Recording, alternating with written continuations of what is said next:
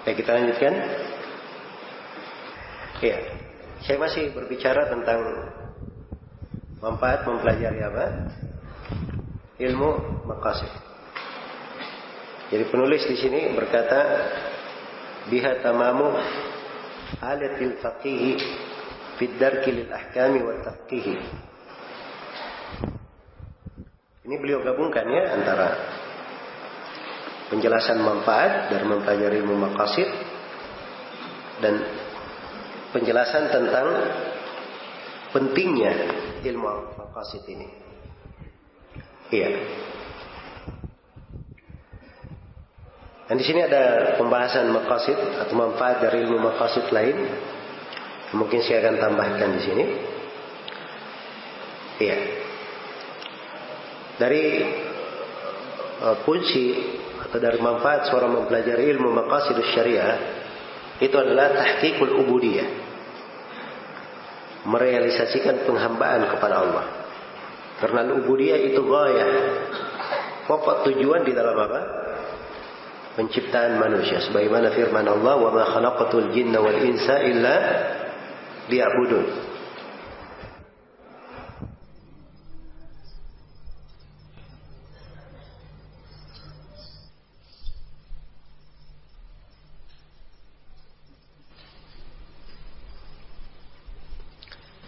Ini dari pembahasan maqasidus syariah juga, dari salah satu pentingnya, ini terkait dengan dakwah ilallah, dakwah di jalan Allah.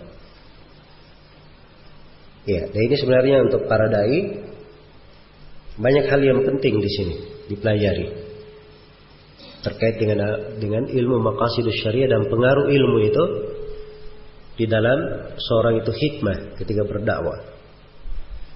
Hikmah itu meletakkan segala sesuatu pada tempatnya, itu hikmah. Iya. Jadi hikmah meletakkan segala sesuatu pada tempatnya. Di waktu tegas dia tegas, di waktu lembut dia lembut.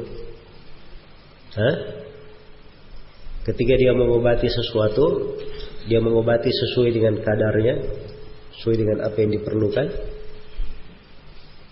Itu hikmah namanya. Baik. Dan ini ilmu maqasidus syariah membantu untuk hal tersebut. Membantu. So kalau dia tidak mengerti maqasidus syariah, dia akan berbuat hal yang kadang-kadang mengerikan ya. Iya. Rasulullah sallallahu alaihi wasallam, ini saya beri sebuah kisah yang harusnya kita perhatikan dengan baik. Kan di dalam hadits riwayat Bukhari dan Muslim dari Aisyah radhiyallahu anha, Rasulullah bersabda, "Ya Aisyah, laula anna qaumaki hadithu ahdin bi jahiliyah, la sadamtul Ka'bata wa la ja'altu laha babain." Kata beliau, wahai Aisyah, andai kata kaummu bukan orang yang baru masuk Islam, bukan orang yang baru saja dekat dari kekafiran, dari jahiliyah, saya akan runtuhkan Ka'bah itu. Kemudian saya akan bangun Ka'bah menjadi 2 pintu. Iya. Tapi Nabi tidak lakukan sunnahnya ini. Kenapa tidak dilakukan oleh Nabi? Karena khawatir akan terjadi fitnah lebih besar. Dan ini diberi judul bab oleh Al-Bukhari. Orang yang meninggalkan sebagian sunnah karena khawatir akan muncul apa? Bahaya yang lebih besar. Ya, Ka'bah itu di pondasi yang dibangun oleh Nabi Ibrahim. Ya. Betul dia segi 4 ya, tapi bukan segi 4 sama seluruh sudutnya. Panjang begitu, segi 4 memanjang. Ya. Itu tempat yang sekarang disebut oleh orang-orang dengan nama Hijr Ismail. Ya. Walaupun ini nama tidak tahu dari mana asal usulnya ya. Ya. Karena Ka'bah ini dibangun oleh siapa? Nabi Ibrahim dan Nabi Ismail. Kok bisa ada hijirnya Ismail di situ? Iya. Baik. Itu penamaan yang beredar di kalangan orang umum ya. Al-Hijr yang di Ka'bah yang mengarah ke Syam itu tadinya masuk di Ka'bah. Jadi Ka'bah itu bukan segi empat seperti sekarang ini. Tapi Ka'bah bukan segi empat yang sama ininya ya, tapi dia manjang, agak manjang. Masuk ke Hijr. Nah, itu pondasinya Nabi Ibrahim. Pernah terjadi banjir bandang di Mekah. Yang Ka'bah itu hanyut bersamanya. Banjir itu. Akhirnya orang-orang Quraisy membangun Ka'bah kembali. Tapi ketika mereka membangun Ka'bah kembali, biaya membangunnya tidak cukup. Maka mereka hanya membangun segi empat yang seperti kita lihat sekarang ini. Iya. Nah, sekarang muncul pertanyaan, masa kurang dana terus sih dari masa ke masa? Ya, nah inilah ceritanya sebenarnya. Jadi ketika seperti itu keadaannya sudah berjalan, Nabi SAW ingin mengembalikan Ka'bah ke pondasi Nabi Ibrahim. Tapi kalau beliau lakukan itu bahayanya lebih besar. Orang-orang Quraisy yang baru masuk Islam ini, mungkin mereka akan murtad keluar lagi dari Islam. Mereka akan berkata, sombong sekali Nabi Muhammad ini. Mentang-mentang kami nggak bisa bangun dahulu, dia sekarang merubahnya. Kan begitu? Itu kekhawatiran. Maka ini sunnah Nabi tidak dilakukan di masa hidup Nabi. Tidak dilakukan di masa Abu Bakar As-Siddiq, di masa Umar ibn Khattab, Utsman ibn Affan, Ali bin Abi Thalib. Nggak ada yang mengerjakannya. Nanti ketika Abdullah bin Zubair radhiyallahu anhu memimpin Mekah dan wilayah di sekitarnya dan syah beliau sebagai Amirul Mukminin, Abdullah bin Zubair mengembalikan Ka'bah ke pondasi Nabi Ibrahim. Dia lakukan sunnah Nabi. Setelah Abdullah bin Zubair digulingkan oleh Marwan bin Abdul Malik, maka yang menggulingkannya ini dia balikkan lagi Ka'bah. Kemana? Ke posisi semula. Dia balikkan lagi Ka'bah ke posisi semula. Ya. Mungkin sangkanya ini perbuatannya Abdullah bin Zubair saja. Kan begitu? Terus berjalan masa demi masa sampai di masa Abu Ja'far Al-Mansur. Ya, Abu Ja'far Al-Mansur dari khulafa Bani Umayyah juga. Akhirnya dia berkata, dia tanya kepada para ulama, akhirnya dia mengerti bahwa yang dilakukan oleh Abdullah bin Zubair itulah sunnah sebenarnya. Maka dia ingin mengembalikan Ka'bah lagi ke pondasi, ke bangunan yang dibuat oleh Abdullah bin Zubair. Maka dia tanya kepada Imam Malik rahimahullah. Abu Ja'far Al-Mansur bertanya kepada siapa? Imam Malik. Tentang rencananya mengembalikan Ka'bah lagi. Membangunnya lagi. Kata Imam Malik rahimahullahu ta'ala, ini fikihnya Imam Malik. Nah, ini pelajarannya tentang bagaimana pemahaman para ulama tentang maqasidus syariah. Kata Imam Malik, la tasiru al-Ka'batu ul'ubatan biyadil muluk. Kata Imam Malik, jangan sampai Ka'bah itu menjadi barang permainan di tangan raja-raja. Ini berkuasa, oh ganti. Ini berkuasa, sudah setuju, ganti lagi. Kuasa setuju. Apa yang terjadi? Gak ada maslahat, mafsadat pasti yang terjadi. Karena itu Ka'bah hingga hari ini tetap di atas posisi yang tidak berubah.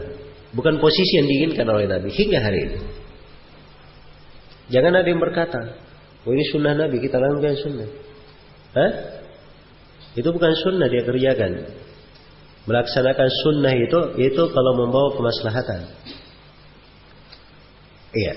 Tapi kalau menimbulkan mafsadat itu bukan melaksanakan sunnah. Tidak ada dalam sunnah Nabi seperti itu. Jelas ya? Ini kalimat tegas harus dipegang. Karena itu saya ingat dulu ya, ada seorang penanya bertanya ke Syekh Shalal Fauzan di pelajaran umum. Dia tanya, Katanya, Syekh, saya baca sebuah haditsnya sahih. Dan di dalam hadits ini terdapat sunnah Rasulullah sallallahu alaihi wasallam yang banyak manusia tidak mengamalkannya. Saya kalau menghidupkan sunnah ini, kata si penanya, kalau saya hidupkan sunnah ini, fahal ana ma'jurun fi dzalik? Apakah saya dapat pahala dalam hal itu? Kata Syekh, la, bal anta ma'zur. Ya. Kata beliau, kamu tidak dapat pahala, bahkan kamu berdosa. Hah? Bahkan kamu berdosa. Illa, kata beliau, kecuali kalau kamu jelaskan dulu sunnah itu kepada manusia sebelum kamu amalkan. Iya.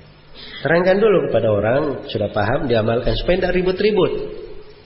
Nah, itu baru fikih namanya. Mengerti dari apa? Maksud pensyariatan. Iya. Saya dengar ada saya diberitahu sebagian orang ini ya sampai sekarang ya termasuk orang-orang yang tidak lurus lah jalannya. Karena tasyaddud ini membuat orang tidak lurus jalan. Iya. Dia dapati di sebagian hadits, ikut sebagian pelajaran kita misalnya di pembahasan, Nabi sallallahu alaihi wasallam pernah sholat, di kanan beliau ada siapa? Pamannya Al-Abbas, dan di kirinya ada Ali bin Abi Thalib, kan begitu. Menunjukkan bahwa imam itu kalau sholat boleh ada makmum di kanan dan di kirinya, kan begitu. Iya. Dan ini sunnahnya kalau di dalam berjamaah, apalagi kalau masjidnya sudah penuh, isi aja di kanan dan kiri imam. Nah, ini orang datang, dia masjidnya kecil, penuh, tidak ada soft, dia dapat di belakang. Dia dari belakang, dia tembus jemaah ke depan. Ya. Untuk berada di samping imam. Ya, hampir bubar sholat berjamaah ya. Dikiranya ada orang mau menyusup, mau menyerang imam oleh makmum. Ya. Nah, ini orang-orang yang bertindak tidak memperhitungkan apa yang dia tidak memperhitungkan apa yang dia lakukan. Nah, ini bahaya yang seperti ini ya. Berbahaya. Apalagi hal-hal yang terkait dengan perkara umum yang ada silam pendapat atau terbuka di situ untuk silam pendapat. Itu tidak usah seorang terlalu ketat di dalam hal yang seperti itu. Iya.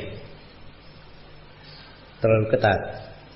Imamnya misalnya menjaharkan bismillahirrahmanirrahim.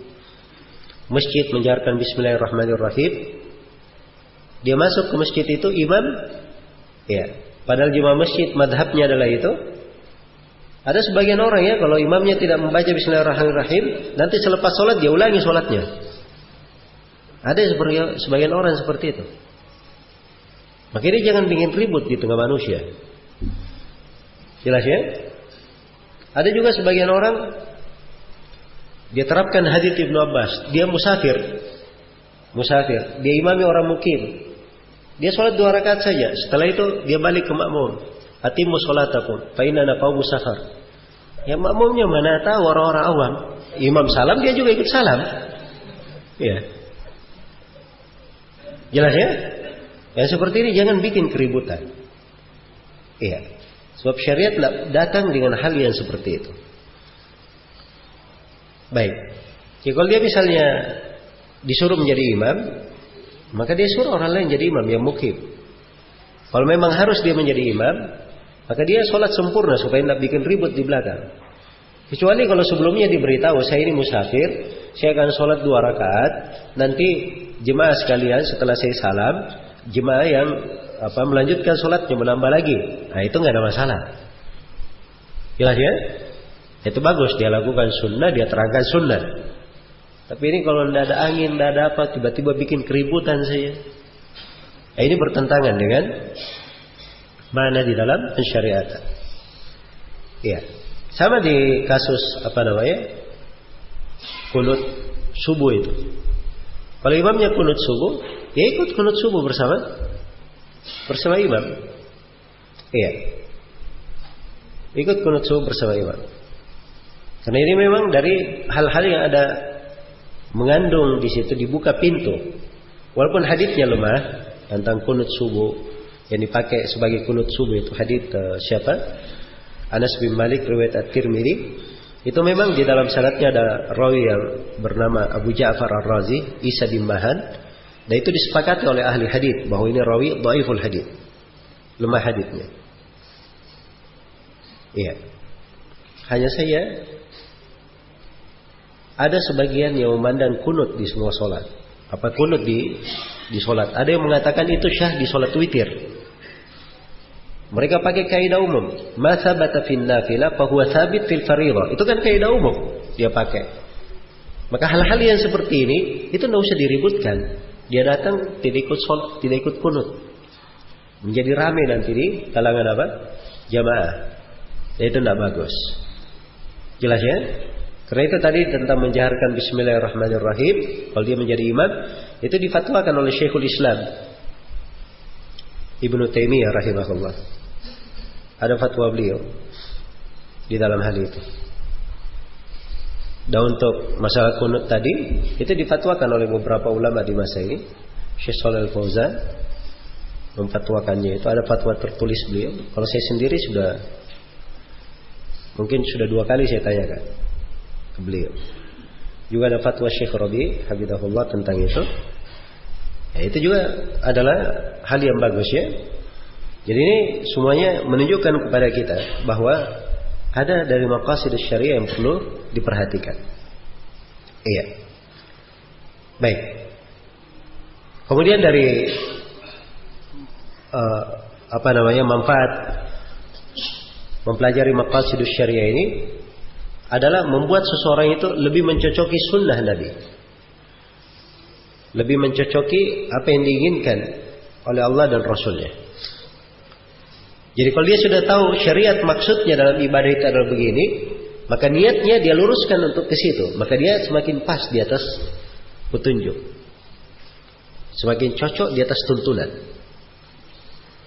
semakin cocok di atas tuntunan. Nah, ini bedanya antara orang yang berilmu dan tidak berilmu. Orang yang punya ilmu itu biasanya lebih mencocoki, pas dia menapak. Iya. Di semua bidang seperti itu. Orang yang berilmu lebih yakin daripada orang yang tidak berilmu. Iya.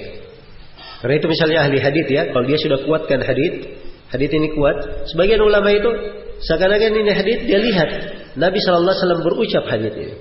Saking dia yakinnya bahwa ini sanadnya bersambung kepada Nabi SAW. Jelas ya? Jadi ilmunya berbeda terkait keyakinannya berbeda terkait dengan ilmu mereka di dalam hal tersebut. Baik. Kemudian dari hal yang perlu saya jelaskan juga di sini terkait dengan masalah pentingnya mempelajari ilmu maqasidus syariah untuk orang-orang yang berijtihad, ahli ijtihad. Iya. Baik.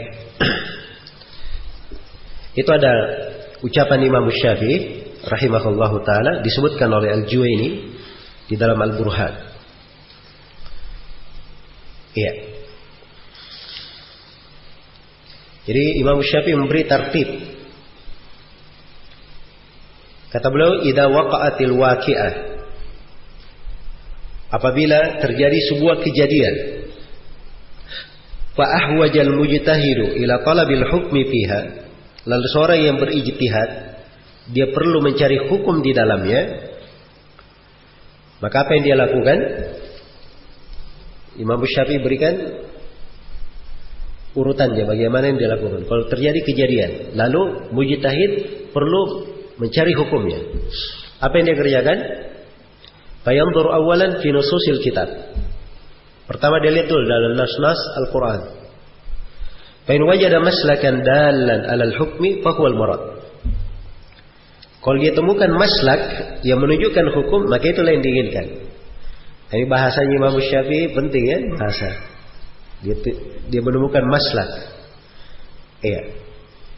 Maksudnya cara pendalilan yang benar, yang menunjukkan. Maka itulah yang diinginkan. Fa in a'wazahu in hadara ila nususil akhbar al-mutawatir. Kalau dia tidak dapat itu, iya, itu menjadi hal yang tertutup baginya, dia tidak mampu menemukannya, maka dia turun melihat kepada berita-berita nas-nas dalam hadits Rasulullah yang mutawatir. Hadits mutawatir dulu. Fa in wajadahu wa illa in hatta ila nususi akhbaril ahad. Kalau dia tidak dapat, maka dia turun kepada berita di hadits ahad. Kemudian kata beliau, fa in udibal matlub fi hadhihi darajat lam yahud fil qiyas ba'du. Ini penting ya.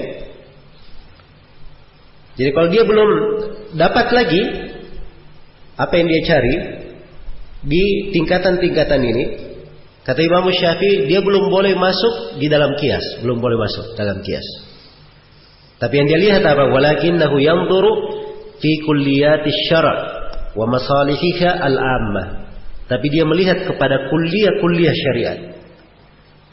Ya, kaidah-kaidah umum syariat. Ya, pokok-pokok umum yang mengumpulkan syariat itu. Wa masalihiha al-ammah, dan kemaslahatan umumnya. Nah, ini maqasidus syariah ini. Cuma Imam Syafi'i bahasanya kulliyat syara'. Kulliyat sesuatu yang bersifat kulli, universal, mencakup banyak hal. Dilihat di kuliah syariat. Kulliyat syara'. Harus dilihat di kaidah-kaidahnya. Iya. Wa masalihiha al-ammah, dan dia melihat kemaslahat-maslahat umumnya. Iya. Jadi ini ucapan Imam Syafi'i rahimahullahu taala. Dan ini yang dimaksud adalah pembahasan apa? Syariat. Iya. Iya. Dan ini disebutkan oleh Al-Juwaini tentang maqasidus syariah dan kaidah umum ini, itu adalah jalan keluar di mana di masa manusia itu di tengah kesulitan. Dan kata Al-Ghazali tentang maqasidus syariah, dia adalah kiblatul mujtahidin, kiblatnya para ahli ijtihad. Man tawajjaha ila jihatin minha asabal haq. Siapa yang mengarah kepada kiblat ini dari arah mana saja, dia akan mencocoki kebenaran. Jadi dia seperti kiblat ya. Kiblat. Iya. Jadi kalau kita seperti sekarang ini, kita kan cuma berdalil karena kita melihat indikasi. Sekarang lebih canggih lagi, pakai alat saja, kompas, untuk menentukan kiblat. Kan begitu? Oh, kita kiblatnya ke arah barat. Orang di lain belum tentu ke arah barat kiblatnya. Ini semuanya dipakai dalil. Ya, lihat bintang, matahari, apa segala macam itu berdalil ke kiblat saya. Tapi kalau kiblat Ka'bahnya sudah ada di depan, ini Ka'bah sudah ada di depan, kiblat ini. Dia mau sholat dari kanan, dari kiri, dari mana saja dia mau sholat, yang penting menghadap ke kiblat, maka dia telah mencocoki apa? Kebenaran. Nah, itu ilmu maqasid dibahasakan oleh Al-Ghazali seperti itu. Iya. Baik. Dan ini dinukil oleh As-Suyuti dari Al-Ghazali. Kemudian juga diantara ucapan para ulama di dalam pembahasan maqasidus syariah ini adalah apa yang diterangkan oleh Syekhul Islam Ibnu Taimiyah rahimahullah. Ibnu Taimiyah banyak ya dari ucapan beliau. Nah, ini ada buku bagus kalau mau dibaca-baca oleh peserta. Ada buku judulnya Maqasidus Syariah Inda Ibnu Taimiyah. Nah, itu bagus ya. Sekadar lewat saja pembahasan maqasid, bagus untuk dilihat. Baik. Di situ disebutkan beberapa ucapan Syekhul Islam ya, rahimahullahu taala. Yang tampak beliau itu dari ucapan-ucapannya ya, beliau menjelaskan bahwa memahami Al-Quran dan As-Sunnah itu bukan dengan lafaz saja, tapi dengan lafaz dan makna, dan itu adalah fardu kifayah. Itu adalah fardu kifayah. Dan dari ucapan Syekhul Islam Ibnu Taimiyah dipahami bahwa ilmu tentang maqasidus syariah itu adalah asluddin, pokok agama, asas dan tiangnya, bahkan kepalanya. Iya. Jelas ya? Dan di dalam ucapan beliau juga, beliau terangkan bahwa ilmu maqasidus syariah itu syarat untuk sampai ke derajat ijtihad dan imamah di dalam agama. Iya. Dan ini pula yang ditakrir oleh Ibnul Qayyim rahimahullahu taala. Ibnul Qayyim itu punya kalimat-kalimat yang sangat indah ya di berbagai pembahasan di bukunya I'lam Al-Muwaqqi'in. Iya. I'lam Al-Muwaqqi'in. Itu judul bukunya I'lam, kasrah di kasrah alifnya di depan. I'lam. Sebab ini buku ya menjelaskan bagaimana etika orang yang memberi fatwa. Bukan menjelaskan a'lam, tokoh-tokoh pemberi fatwa, enggak. Tapi beliau terangkan bagaimana etika di dalam memberi fatwa. Baik, adapun Imam Syatibi ini yang dikenali di masa ini sebagai Syekhul Maqasidiyin. Syekhnya para ulama ahli maqasid. Para ulama ahli ilmu maqasidus syariah. Asy-Syatibi berkata, "Innama tahsulu darajatul ijtihad liman ittasafa biwasfaini." Sungguhnya derajat ijtihad itu didapatkan oleh orang yang memiliki dua sifat. Dia memiliki dua sifat. Sifat yang pertama, ahadihima, yang pertama, fahmu maqasidis syari'ah ala kamaliha. Jadi sifat seorang mujtahid yang pertama, dia memahami maksud pensyariatan secara sempurna. Dia pahami maksud pensyariatan secara sempurna. Kemudian yang kedua, dari syarat mujtahid, at-tamakkun minal istinbat binaan ala fahmihi fiha. Dia mutamakkin dalam istinbat, dalam memetik hukum. Dibangun di atas pemahamannya di dalam maqasid tersebut. Iya. Baik.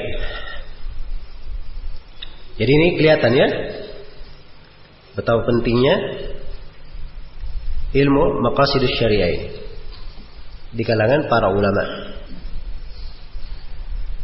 Iya. Apalagi terkait dengan kejadian-kejadian masa kini, al-mustajaddat. Ya, itu harus dilihat kepada maksud-maksud pensyariatan di dalamnya. Iya, karena itu banyak dari masail, subhanallah, seorang bisa berijtihad di situ, tapi ada hal-hal yang apalagi dia baru terjadi, itu perlu ijtihad banyak orang. Perlu ijtihad banyak orang. Ada sebagian pertanyaan kadang ditanyakan ke Syekh Shalih Fauzan di pelajaran umum. Beliau berkata, ini pertanyaan diangkat ke Darul Ifta. Ini pertanyaan perlu ijtihad dari banyak orang. Perlu ijtihad dari apa? Banyak orang. Ya. Ini subhanallah ya, model-model ahli fatwa itu seperti ini. Ya. Dan kita subhanallah di Indonesia ini karena ahli fatwanya terlalu banyak, ya. Semua pertanyaan bisa dijawab. Semua hal bisa bisa dia masuk di dalamnya. Ya. Dan ini menunjukkan kejahilan. Sebab seorang itu apabila dia semakin banyak kenal dari ilmu, dia akan tahu kadar dirinya. Dia akan tahu kadar dirinya. Dia kalau tahu itu bukan, dia kurang di situ, dia tidak akan menjawab. Atau kalau dia tahu itu bukan haknya dia berbicara di situ, dia tidak akan menjawab. Iya. Karena itu tidak ada seorang alim itu ditanya dia bisa menjawab segala sesuatu. Tidak ada alim yang seperti itu. Pasti ada yang tidak dia jawab. Bukan karena dia tidak tahu, tapi memang karena dia tidak boleh menjawabnya. Iya. Maka ini akan dipahami oleh semakin seorang itu mendalam di dalam memahami kaidah-kaidah syariat, memahami dari syariat ini, maka akan semakin mudah dia untuk menyikapi kejadian-kejadian yang terjadi. Iya. Demikian pula dari manfaat mempelajari maqasidus syariah ini, itu membuat seorang itu seimbang, pertengahan. Iya, tidak kesana sini, tapi pertengahan. Tidak ada ittirab, tidak ada kegoncangan. Dia pertengahan. Dia letakkan syariat itu segala sesuatu pada tempatnya. Dia letakkan segala sesuatu pada tempatnya. Baik. Iya. Jadi dengan ini tampak sudah ya ucapan penulis di sini, biha tamamu alatil faqihi fid darki lil ahkami wat tafqih. Dengannya kesempurnaan alat ahli fikih. Jadi kalimat kesempurnaan menunjukkan bahwa untuk memahami fikih bukan itu saja alatnya. Ada alat-alat yang lain. Iya. Ada alat-alat yang lain. Fid darki lil ahkami wat tafqih. Di dalam memahami hukum-hukum dan juga di dalam memahamkan orang. Di dalam memahamkan orang. Iya. Jadi kalau dia mengerti maqasidus syariah, dia semakin bisa memahamkan sesuatu itu kepada orang. Sebab dia tidak terbatas lagi pada lafaz, dia terbatas pada makna. Bisa dia sampaikan makna itu kepada orang, mencocokinya. Iya. Itulah fikihnya para salaf. Dan kalau seorang berada di atas kaidah ilmu benar, itu kelihatan ya, ucapan-ucapannya itu mencocoki ucapan para ulama. Mencocoki ucapan para ulama. Jadi sebenarnya kadang seorang penuntut ilmu itu mudah untuk memeriksa dirinya. Kalau mau introspeksi diri, seorang penuntut ilmu itu ada jalannya. Sekarang kalau dia sudah misalnya mengajar, memberi jawaban-jawaban, maka dia periksa jawaban-jawabannya. Ya, dia cocokkan dengan jawaban-jawaban para ulama yang rasih. Kalau dia ketemukan jawaban-jawabannya, kebanyakannya sama dengan jawaban mereka, berarti dia ala khair.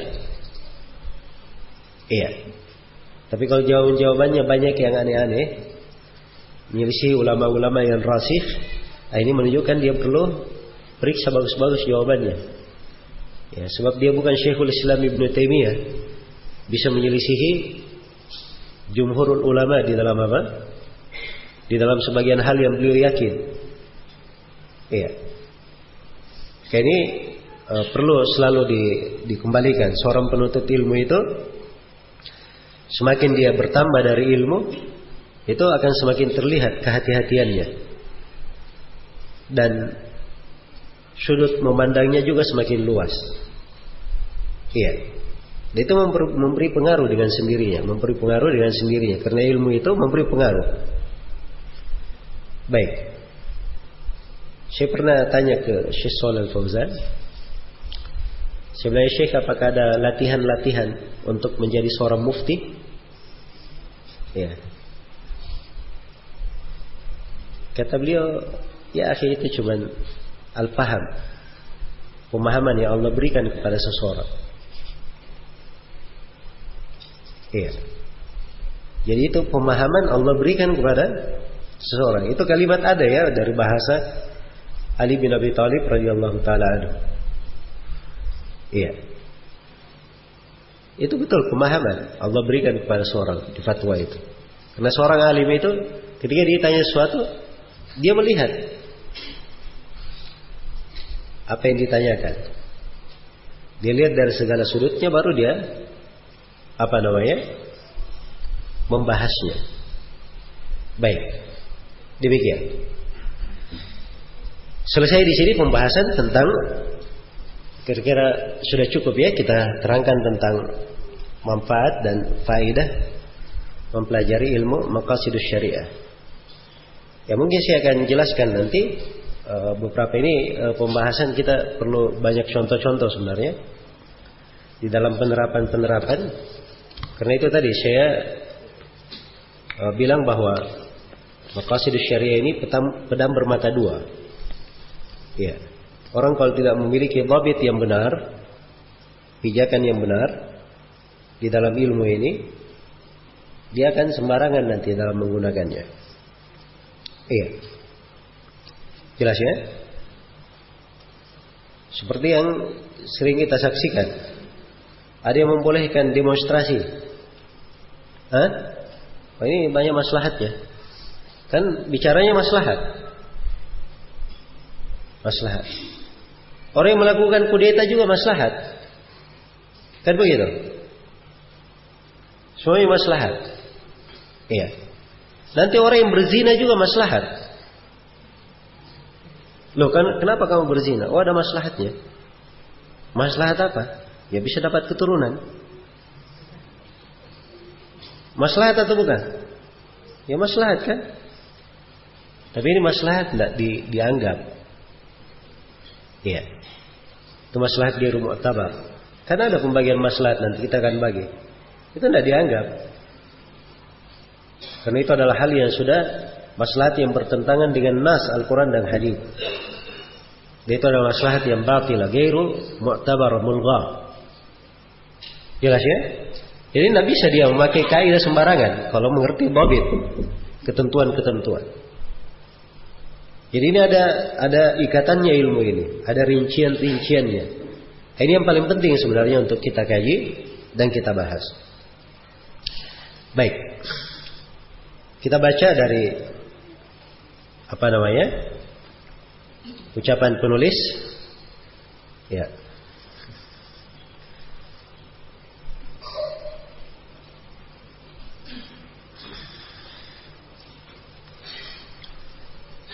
Berkata penulis hafizahullah taala,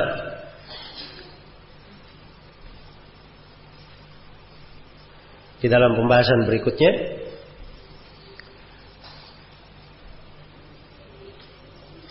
berarti kita di bait syair yang keberapa sekarang? Bait syair yang ke-12. Iya. Kata beliau, wa hadduha qawaidun kulliyah. Wa hadduha qawaidun kulliyah. Manazilul hukmi biha mar'iyah. Bil jalbi lil khairati wal masalihi wad dar'i lisyururi wal qaba'ihi. Ini definisi ilmu maqasidus syariah. Iya. Sini beliau bawakan definisinya secara istilah. Wahadduha, had itu bermakna ta'rif. Ta'rifnya qawaidun. Ya jangan bilang saya salah baca ya. Ini mamnu' min as-sarf kok di tanwin. Ini darurat syair ya. Darurat syair. Ya. Jadi wahadduha itu mafa'ilun. Qawaidun itu mafa'ilun. Kulliyah. Ya. Kulliyah itu maf'ulun. Jelas ya?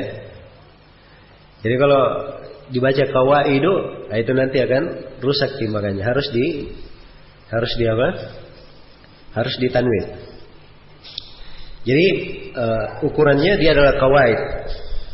Kaidah-kaidah kulliyah yang bersifat kulliyah, universal, mencakup seluruhnya. Manazilul hukmi biha mar'iyah. Persinggahan-persinggahan hukum padanya dijaga, mar'iyah. Dijaga dengan apa? Bil jalbi lil khairati wal masalihi. Dengan mengambil kebaikan-kebaikan dan maslahat-maslahat. Wad dar'i lisyururi wal qaba'ihi. Dan menolak kejelekan-kejelekan dan keburukan-keburukan. Iya. Baik, ini ada beberapa istilah di sini ya yang perlu kita terangkan. Beberapa kalimat yang perlu diperjelas.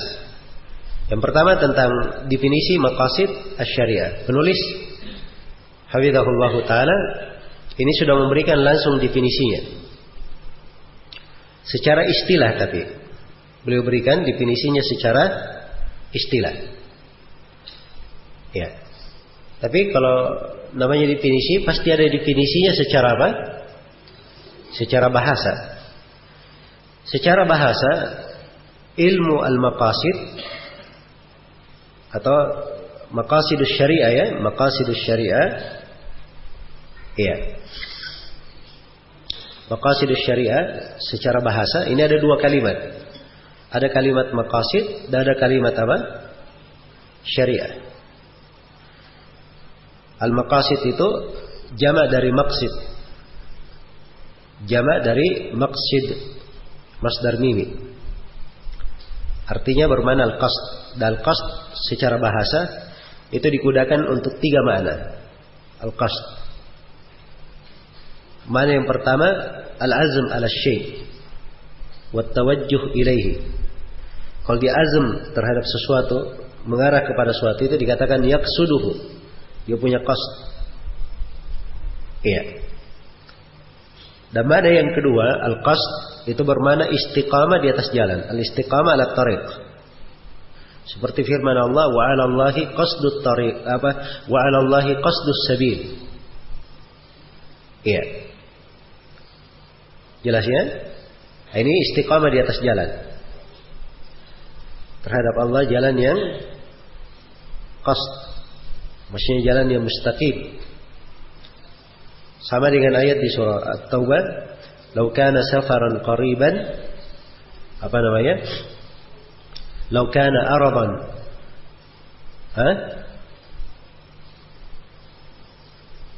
"qariban wa safaran qasidan", kan begitu. Qasidan itu artinya jalan yang tidak ada muawwiqat di dalamnya, gampang, mudah, mustaqim. Baik. Itu makna yang kedua untuk al-qasd secara bahasa. Secara yang ketiga, al-qasd juga bisa bermakna pertengahan di dalam perkara, pertengahan. Qasd. Waqsid fi mashyika. Itu ayatnya. Waqsid fi mashyika artinya kamu pertengahan dalam berjalan.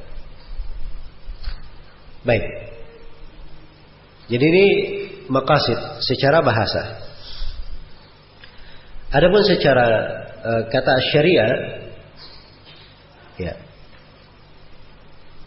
Kata syariah itu bisa dikatakan syariah, syir'ah. Iya. Syir'ah di ucapan orang Arab itu dari syir'atul ma'. Syir'atul ma' itu tempat yang air itu berkumpul di situ. Di mana berkumpul di situ manusia berada di situ meminum darinya dan memberi minum darinya. Nah,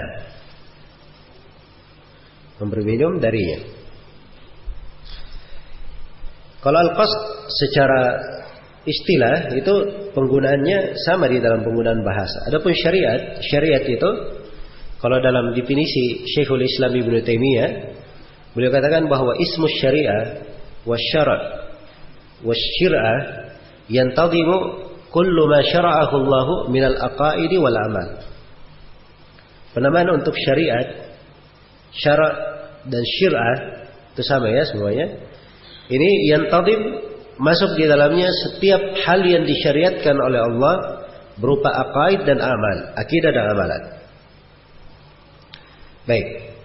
Jadi ini sudah kita definisikan kata per kata. Maqasid dan apa? Asy-syariah. Kalau digabungkan maqasidus syariah, apa definisinya? Inilah yang disebut oleh penulis di sini. Wa hadduha qawaidul kulliyah. Manazilul hukmi biha mar'iyah. Definisi maqasidus syariah itu kaidah-kaidah kulliyah. Jadi mengenal kaidah-kaidah kulliyah. Manazilul hukmi biha mar'iyah. Di mana di dalam kaidah-kaidah ini? Iya. Persinggahan-persinggahan hukum, tempat-tempat hukum berkumpul di situ dijaga. Dengan mempertimbangkan al-jalb bil jalbi lil khairati wal masalihi, mempertimbangkan mengambil kebaikan dan maslahat, wad dar'i lisyururi wal qabaihi, menolak kejelekan dan keburukan. Iya.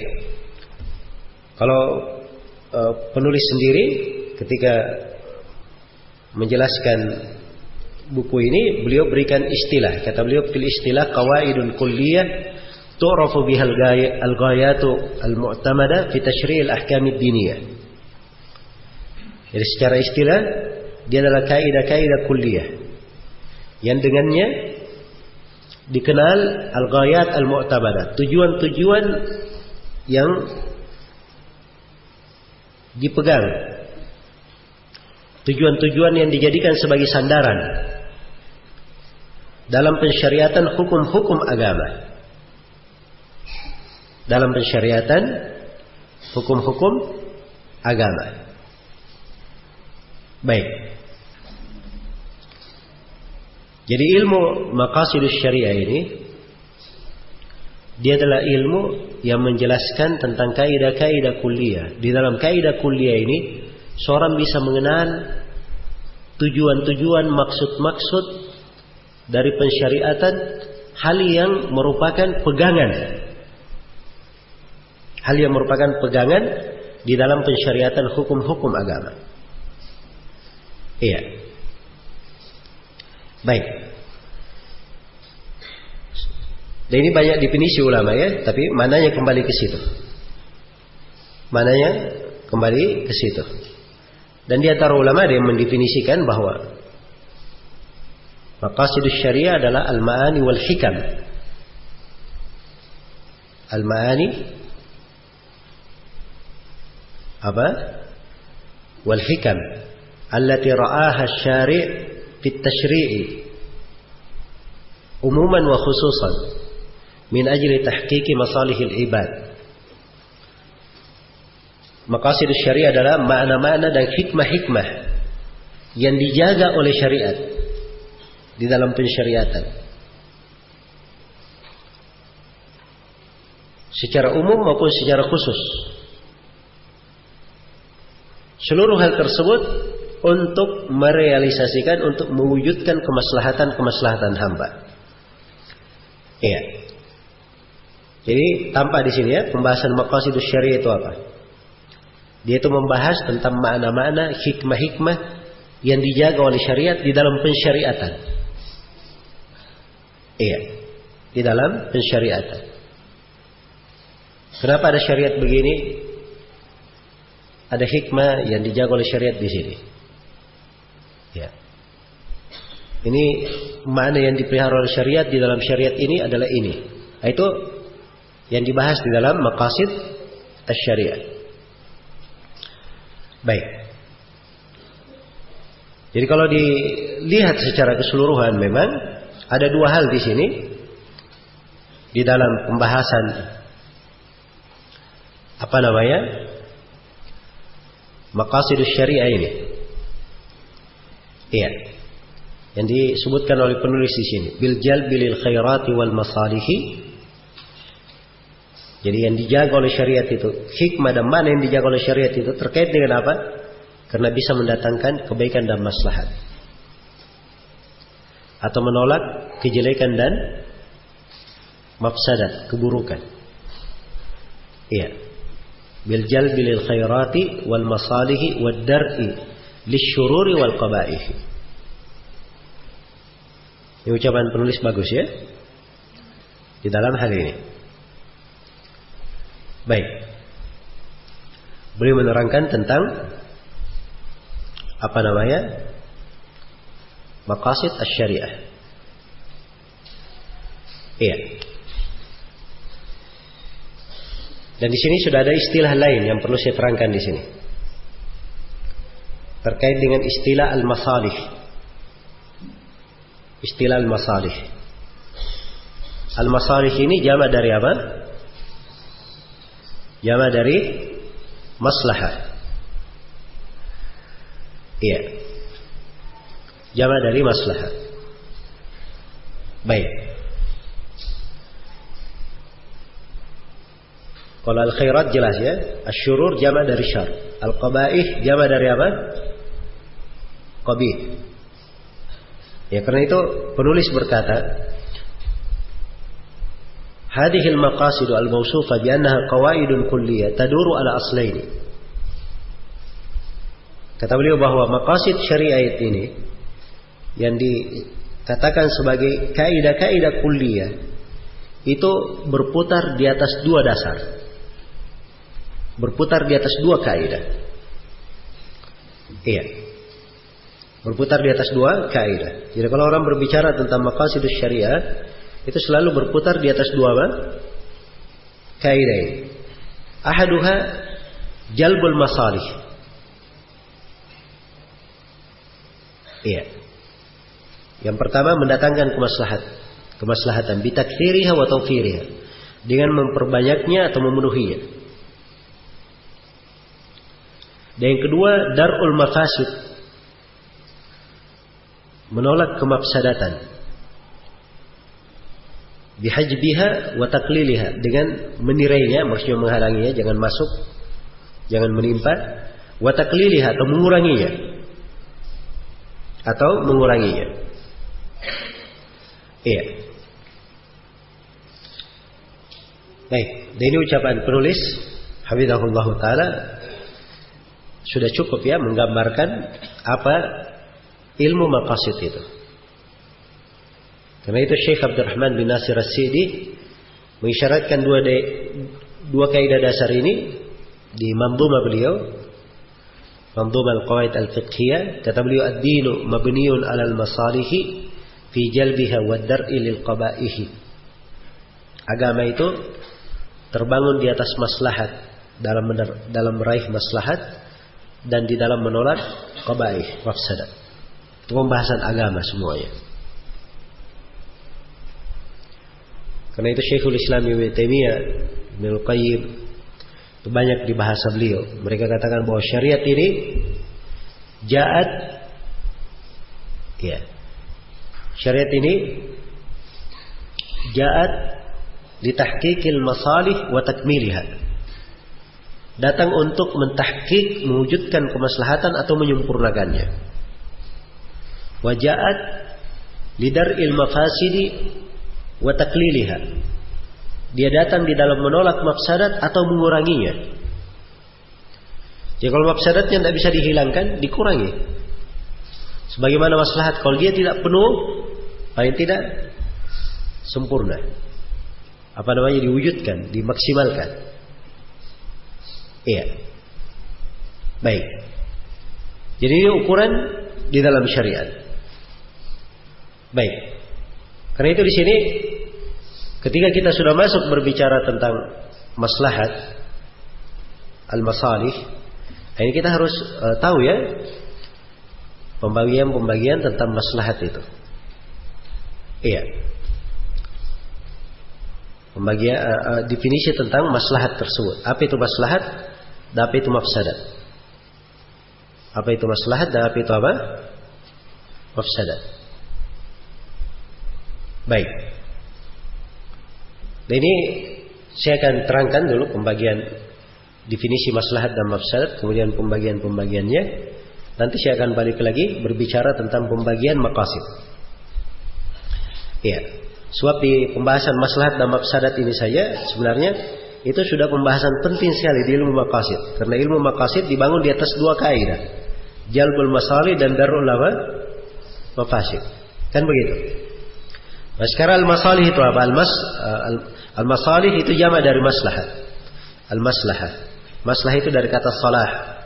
Dan salah itu adalah lawan dari fasad. Lawan dari apa? Fasad, kerusakan. Baik.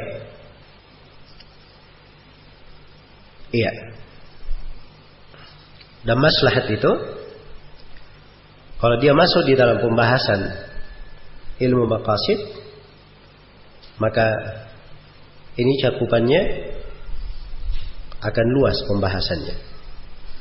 Iya, akan luas pembahasannya. Masuk dia di dalam menjaga ad-daruriyat al-khams, dan masuk juga di dalam maslahat pada hal yang lainnya.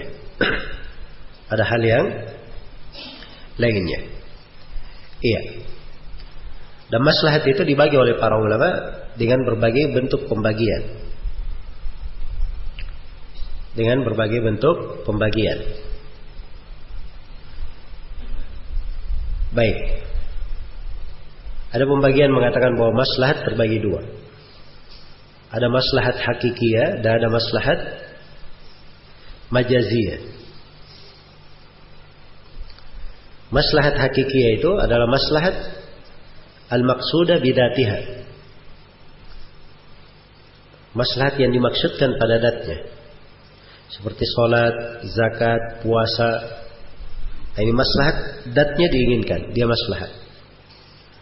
Dan ada majaziyah, dia maslahat sebab untuk mewujudkan maslahat.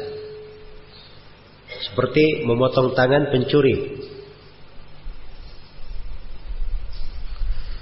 Iya, memotong tangan pencuri ini apa?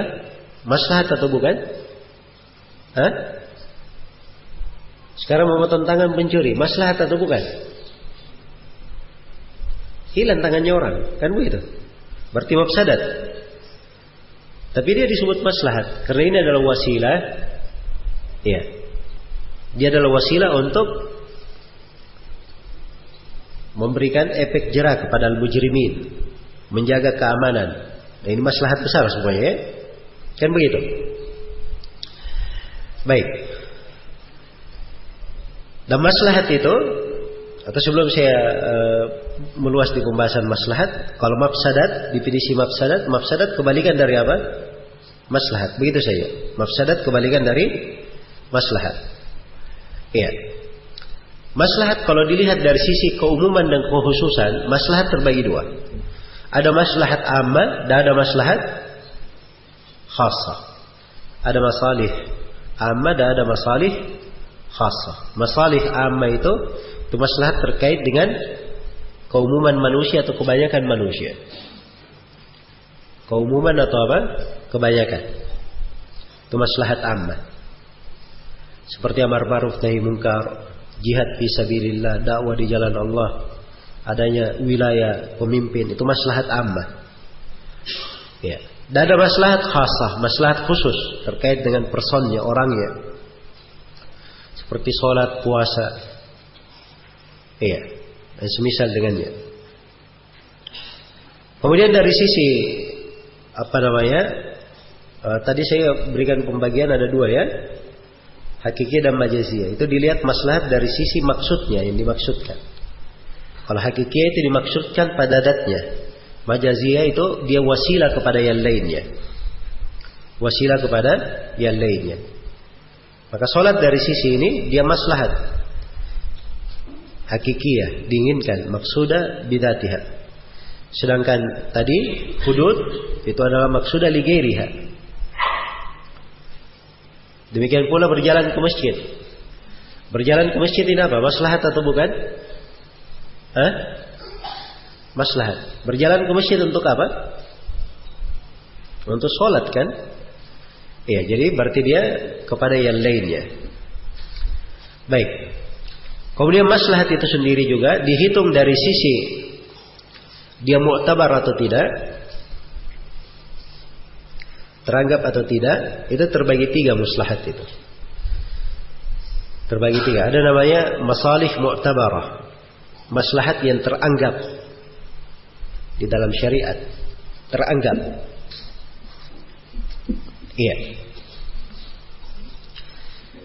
Jadi maslahat yang mu'tabarah itu adalah maslahat di mana telah datang nas-nas di dalam syariat yang menunjukkan bahwa maslahat ini teranggap, dihitung, memang dimaksudkan di dalam syariat. Seperti amar ma'ruf nahi munkar, jihad fi sabilillah, ya, dakwah di jalan Allah dan seterusnya. Yang kedua ada namanya masalih mulghah. Maslahat yang telah dibatalkan, telah dianggurkan. Maksudnya tidak dihitung lagi sebagai maslahat mulghiyah. Ya, seperti maslahat pada khamar dan maisir. Ada nggak maslahatnya pada khamar dan maisir? Saya tanya. Hah? Maslahat pada khamar dan maisir ada atau tidak? Ada ya. Dalam Al-Quran kan disebut. Wa yasalunaka 'anil khamri wal maisir qul fihima itsmun kabir apa? Wa manafi'u linnas. Disebut ada manfaatnya, berarti ada maslahatnya. Tetapi wa itsmuhuma akbaru min naf'ihima. Dosanya lebih besar daripada manfaatnya. Berarti mafsadatnya lebih besar daripada maslahatnya. Jelas ya? Jadi khamar dan maisir ini ada bentuk maslahat, tapi maslahatnya tidak dianggap lagi di dalam syariat. Dengan turunnya ayat ya ayyuhalladzina amanu innamal khamru wal maisiru wal anslabu wal azlamu rijsun min amri syaitani fajtanibuh, itu penegasan tentang haramnya apa? Khamar.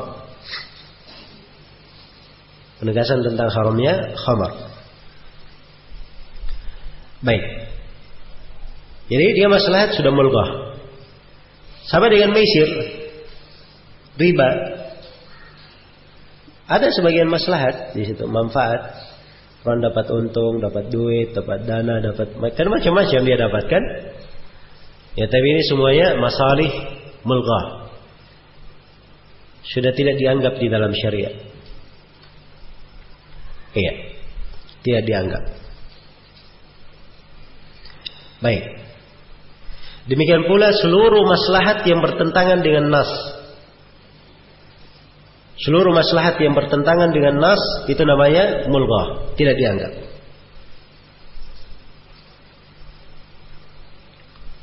Tidak dianggap. Jadi sudah ada dua maslahat di sini. Ada maslahat mu'tabarah, ada maslahat apa? Mulghah. Sekarang apakah ada antara dua maslahat ini maslahat di tengahnya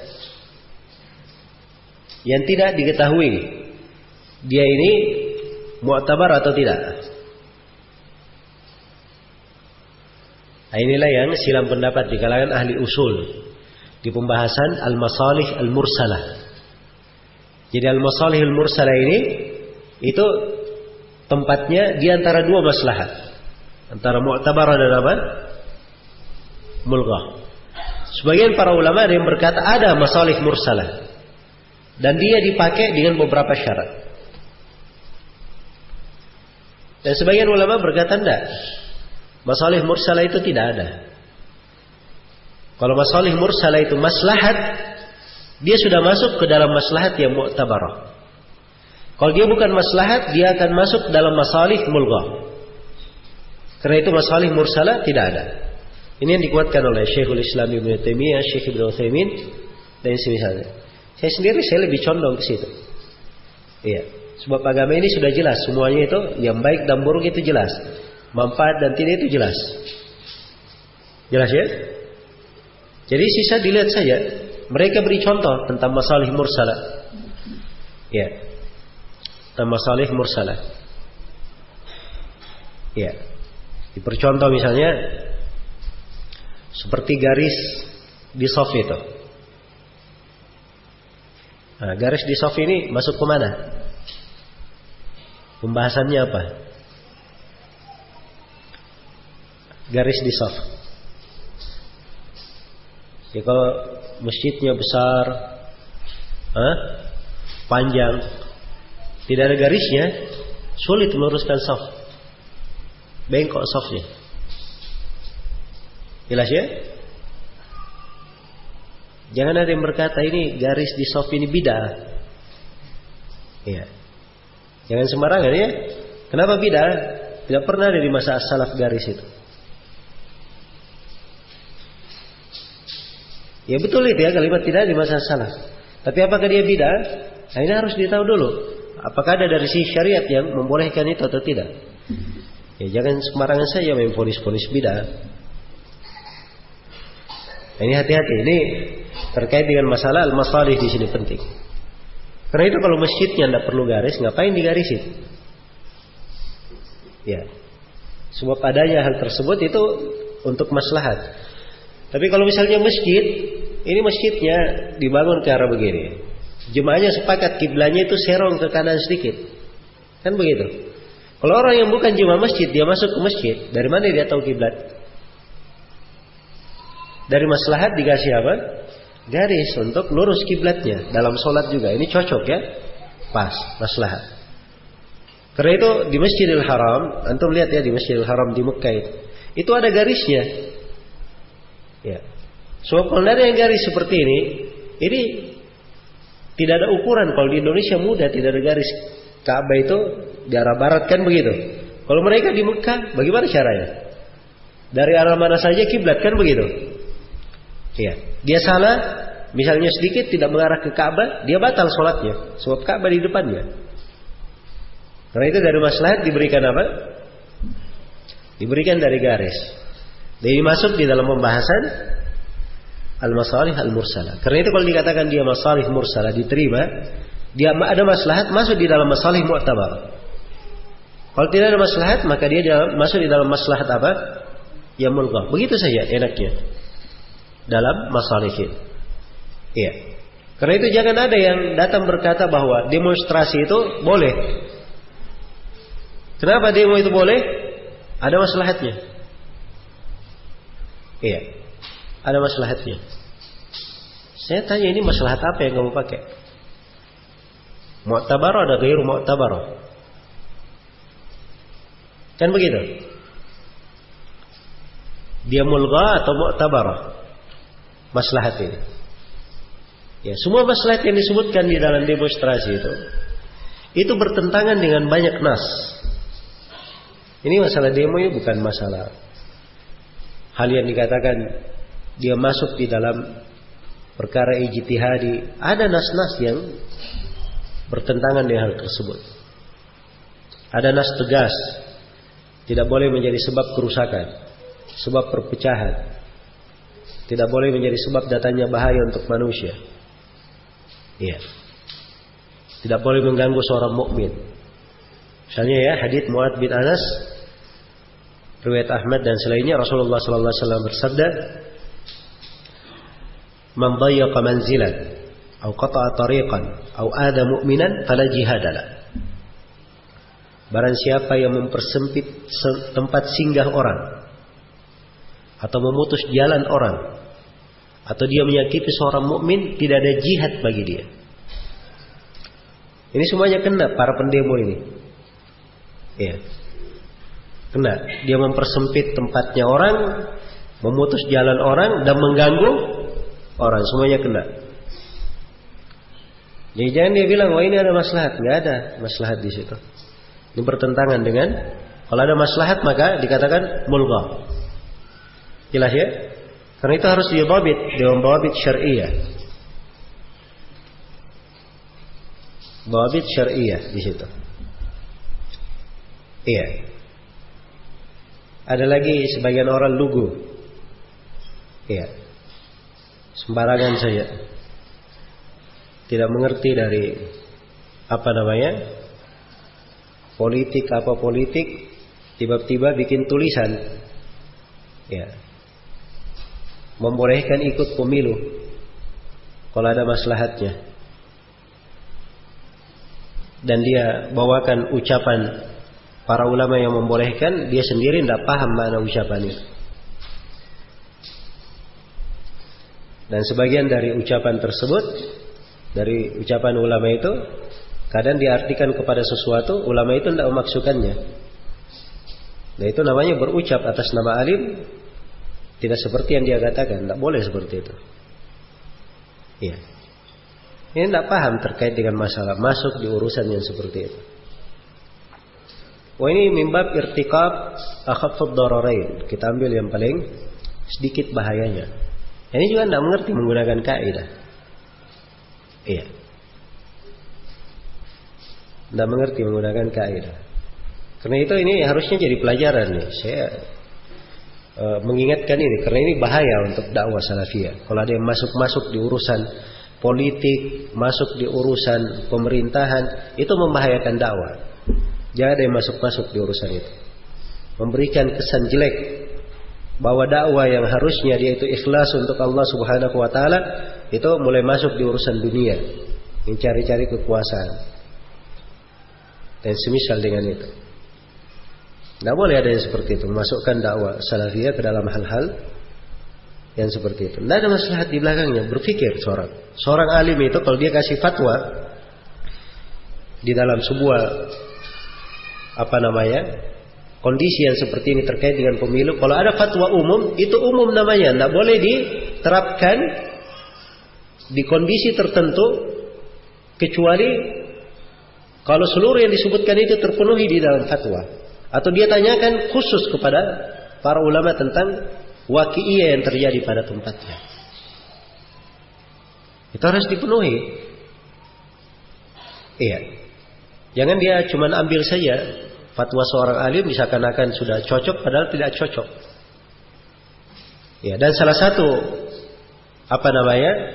syarat masuk di dalam pembahasan seorang mengambil irtikab akhafud dararain itu, maslahat yang dikejar itu adalah maslahat muhaqqaqah, maslahat yang pasti, bukan wahmiyah. Bukan maslahat yang mungkin dapat, mungkin tidak. Iya. Ini masuk pemilih, dia ajak semua anggota pengajiannya, orang-orang yang mendengarkannya, simpatisannya. Kalau diajak semuanya memilih, 1% pun tidak dia rubah dari suara. Apa maslahat di belakang itu?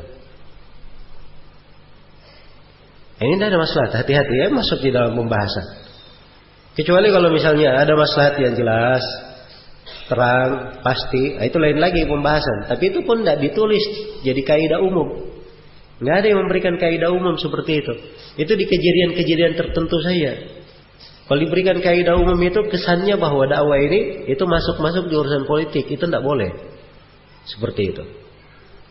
Para ulama berbicara itu di kondisi tertentu saja. Ini saya perlu ingatkan ya, karena ini pembahasan-pembahasan banyak orang keliru di dalamnya. Iya. Ada hal-hal yang kadang punya maslahat jelas ya. Saya sebutkan ke hadirin sekalian sebuah kejadian. Ini pernah terjadi di Sulawesi Tenggara.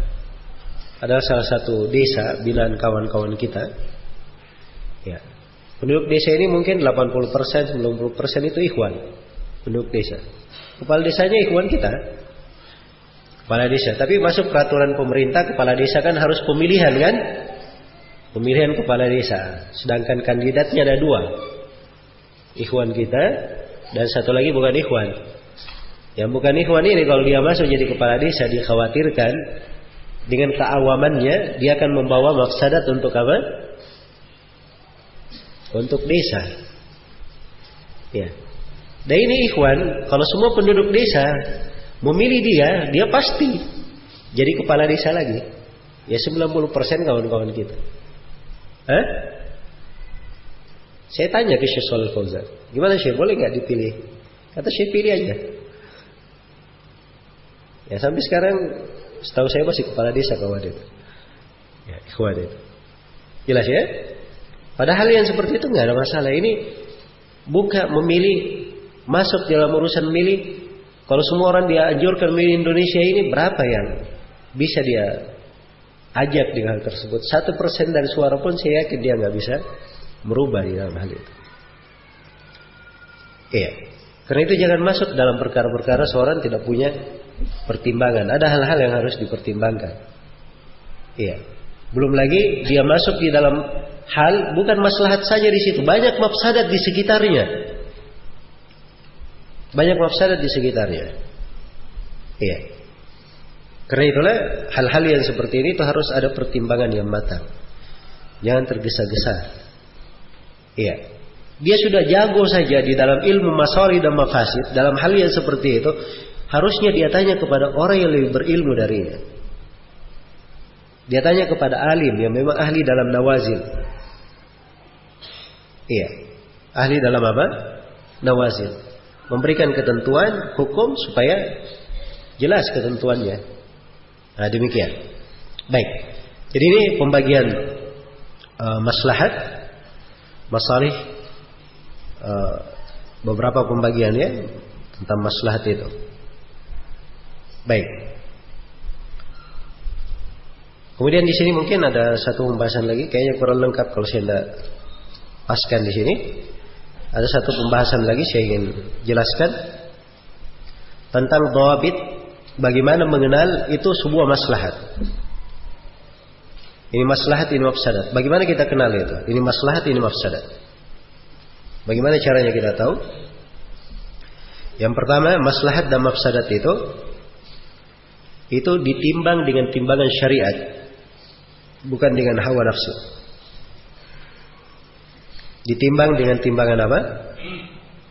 Syar'i, bukan dengan hawa nafsu. Iya. Baik.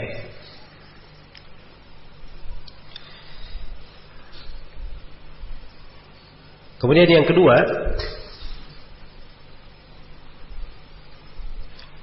di dalam pembahasan masalih ini, masalih syariah, harus diketahui bahwa maslahat yang terkait dengan agama itu adalah asas untuk segala maslahat yang lain. Maslahat yang terkait dengan agama itu adalah asas terhadap seluruh maslahat yang lain. Itu yang paling dikedepankan, yang paling didahulukan.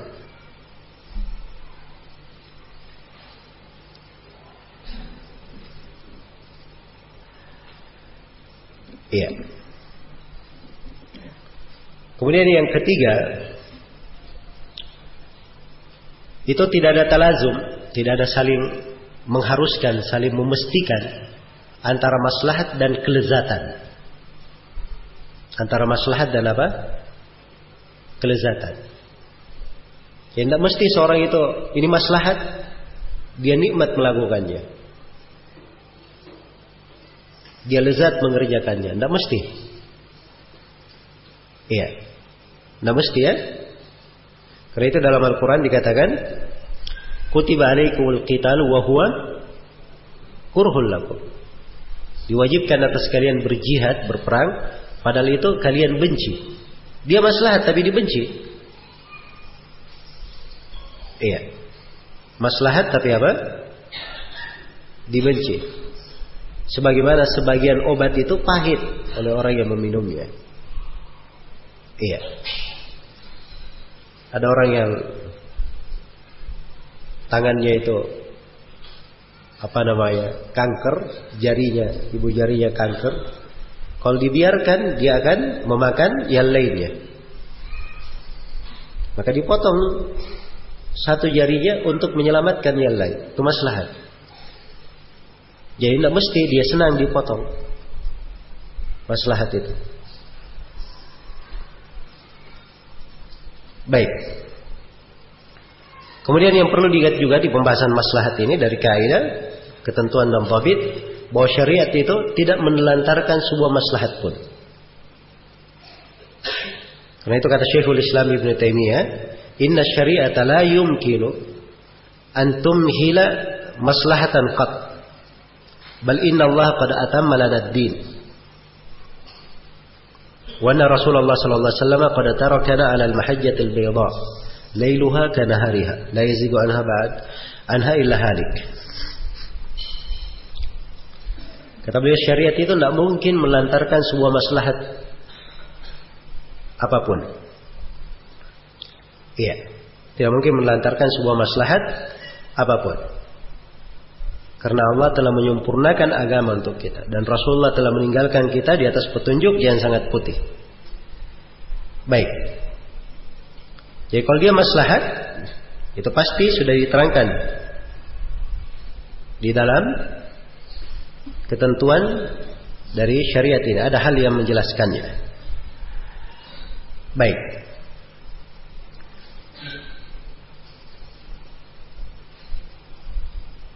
Kemudian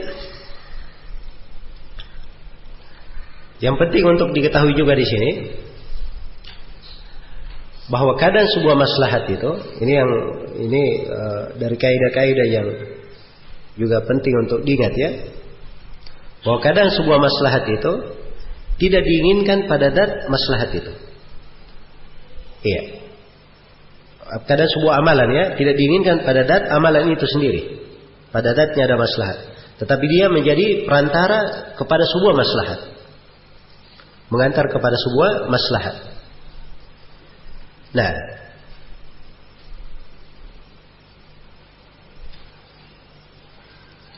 dan ini sudah berlalu ya, kita terangkan. Sekarang saya bahas kebalikannya lagi. Kebalikannya, kadang sesuatu itu pada zatnya maslahat, zat dia maslahat. Tapi karena ada yang mengikutinya dari mafsadat, akhirnya dia dihitung kepada mafsadat. Jadi pada zatnya adalah apa? Maslahat.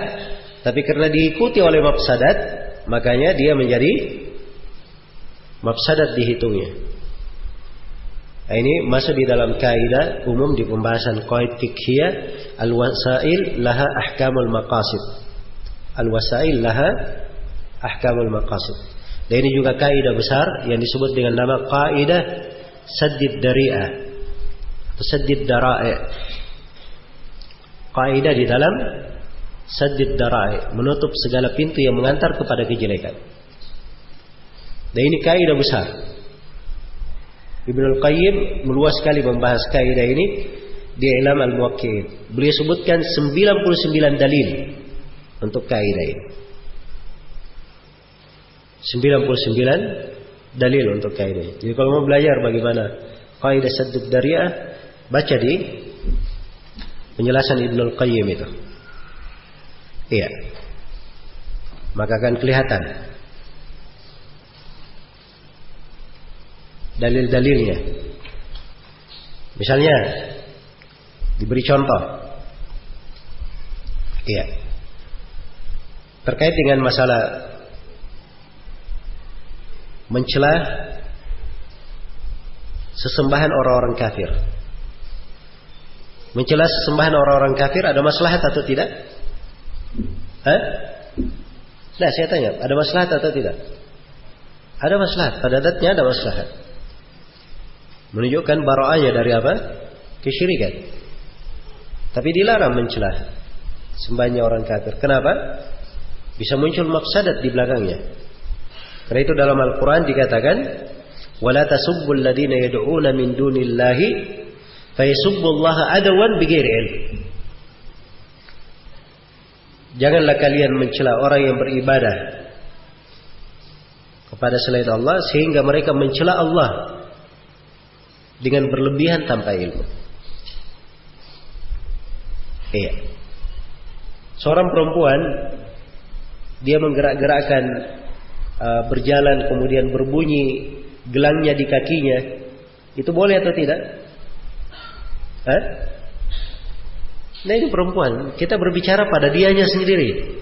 Bergerak, ada gelang di kakinya, dia bergerak di sana sini, bunyi gelangnya, boleh atau tidak?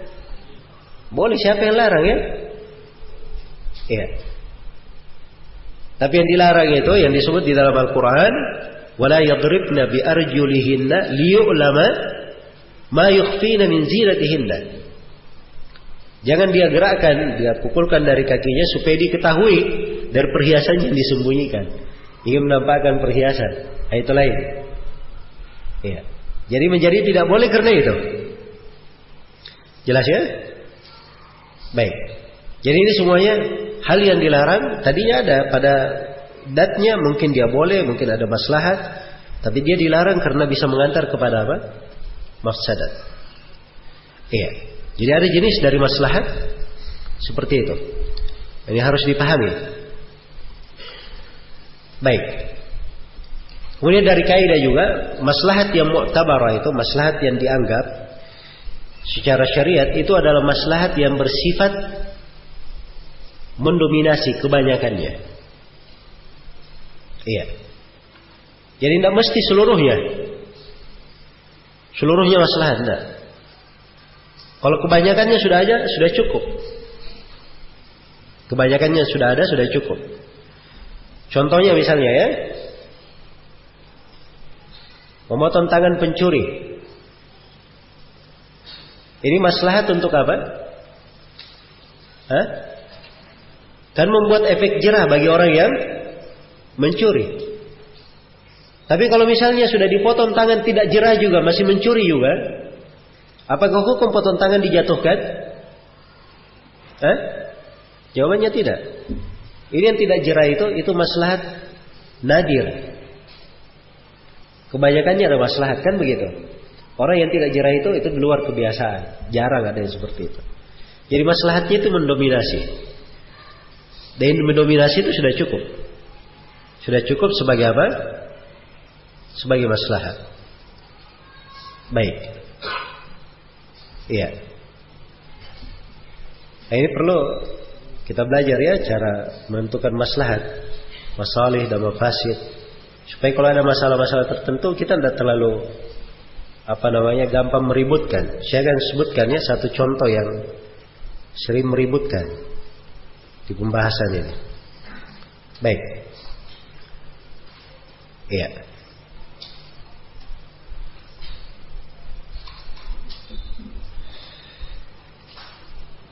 Seperti misalnya masalah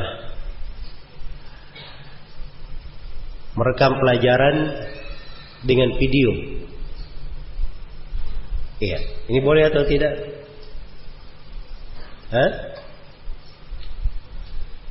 Ini hal yang kan di masa ini ada silang pendapat di kalangan ulama. Dibedakan ya antara gambar, ya mengambil gambar dengan fotografi dan video itu. Itu dua hal yang berbeda. Ya, mengambil gambar dengan fotografi itu ada silang pendapat di kalangan ulama. Apakah dia masuk di dalam gambar yang diharamkan atau tidak? Mayoritas ulama kita itu memasukkannya ke dalam gambar yang diharamkan. Kalau pakai fotografi. Karena dia gambar yang tetap tidak berubah-ubah. Iya. Dan ini mayoritas ulama di masa ini. Termasuk Syekh Ibnu Utsaimin berpendapat seperti itu. Jelas ya? Baik. Tapi ada sebagian ulama yang mengatakan tidak, saya tidak memandang itu masuk dalam gambar yang diharamkan. Bagi saya itu adalah hal yang boleh. Bagi saya itu adalah hal yang boleh. Hanya saja bolehnya di dalam perkara yang bermanfaat. Itu ada fatwa guru kami Syekh Shalih Al-Luhaidan, anggota Hayat Kibar Ulama, dari ulama Saudi Arabia yang mungkin sekarang ini yang paling tua. Iya. Kalau anggota Hayat Kibar Ulama, beliau anggota Hayat Kibar Ulama yang paling lama di situ. Syekh Shalih Al-Luhaidan ini 40 tahun beliau memimpin Mahkamah Agung di Saudi Arabia. Beliau memberi fatwa seperti itu. Jelas ya? Tapi beliau sendiri tidak gemar selfie, sedikit-sedikit selfie. Ya. Beliau hanya bolehkan dalam apa? Hal yang ada manfaatnya, ada maslahatnya. Ini menjadi fenomena sedikit-sedikit ketemu orang, ayo foto-foto. Hah? Baik. Bagi mereka yang mengatakan fotografi itu sama dengan gambar, mereka mengharamkannya. Tapi pada hal yang darurat di situ tidak dipermasalahkan. Pada hal yang darurat, contoh untuk KTP, untuk paspor, ya. Demikian pula sebagian ulama membolehkan pada hal yang sifatnya dokumentasi yang penting, terkait dengan keamanan misalnya, atau terkait dengan hal tertentu. Itu kan ada perlu dokumentasi kan. Orang kecelakaan di foto misalnya, bagaimana bentuk kecelakaannya, itu dokumentasi penting. Iya. Jadi ini dibolehkan. Karena kaidahnya larangan foto ini, saya mau tanya, ini pengharamannya pengharaman lidatihi atau lighairihi? Pengharaman foto,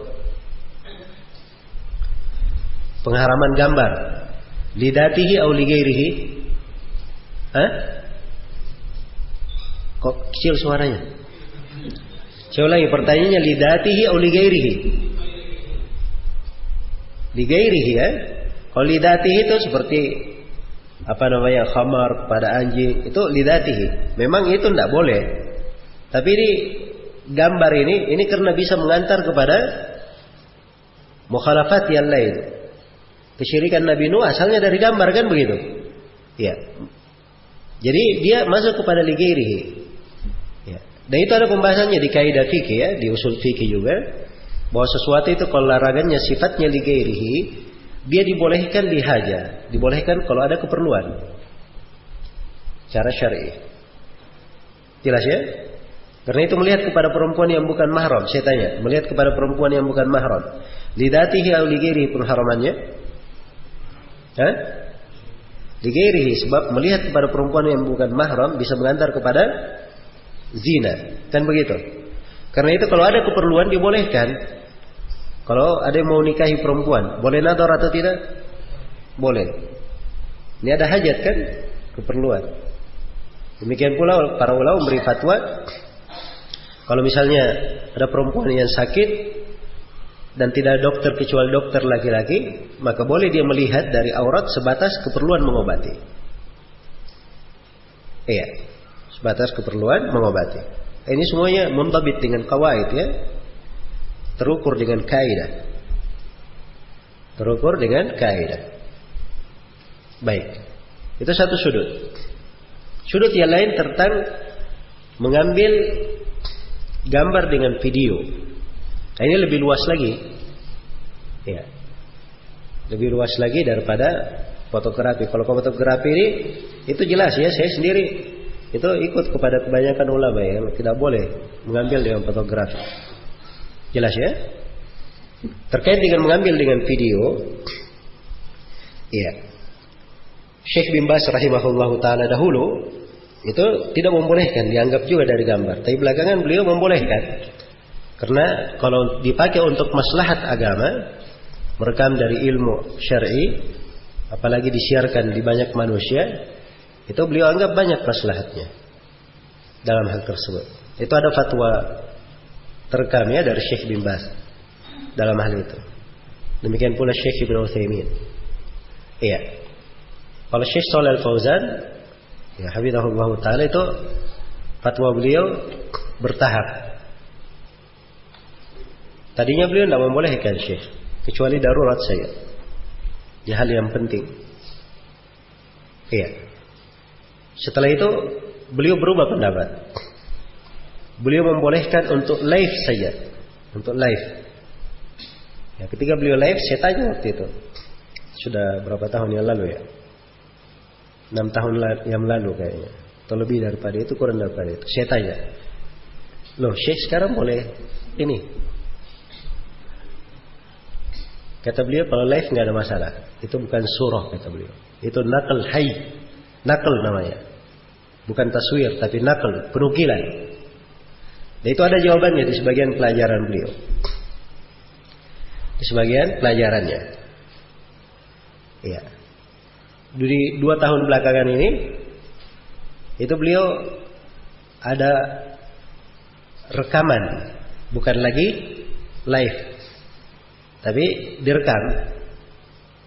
Ya. Baru-baru ini saya dapati beliau direkam di 2 pelajaran.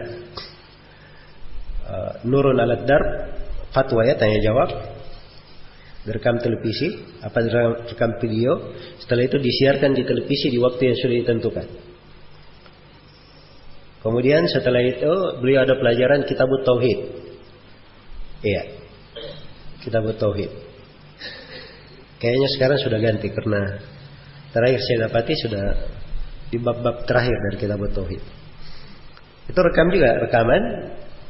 Setelah itu, jadi 1 kali rekam itu beliau direkam 2 sesi, 2 pertemuan untuk 2 halaqah. Iya, direkam, disimpan, diputar di waktunya. Ya, saya nanya lagi ke beliau, ya, apa ukurannya untuk itu? Kata beliau, la ba'sa bisyai'i yu'radu wa yazul, wa laysa suratan muthabbatan. Walaysa suratan muthabbatah. Kata beliau, tidak apa-apa dengan sesuatu yang tampil kemudian hilang. Dan dia bukan gambar tetap. Ya. Bukan gambar tetap. Ya, saya ulangi, saya tanya.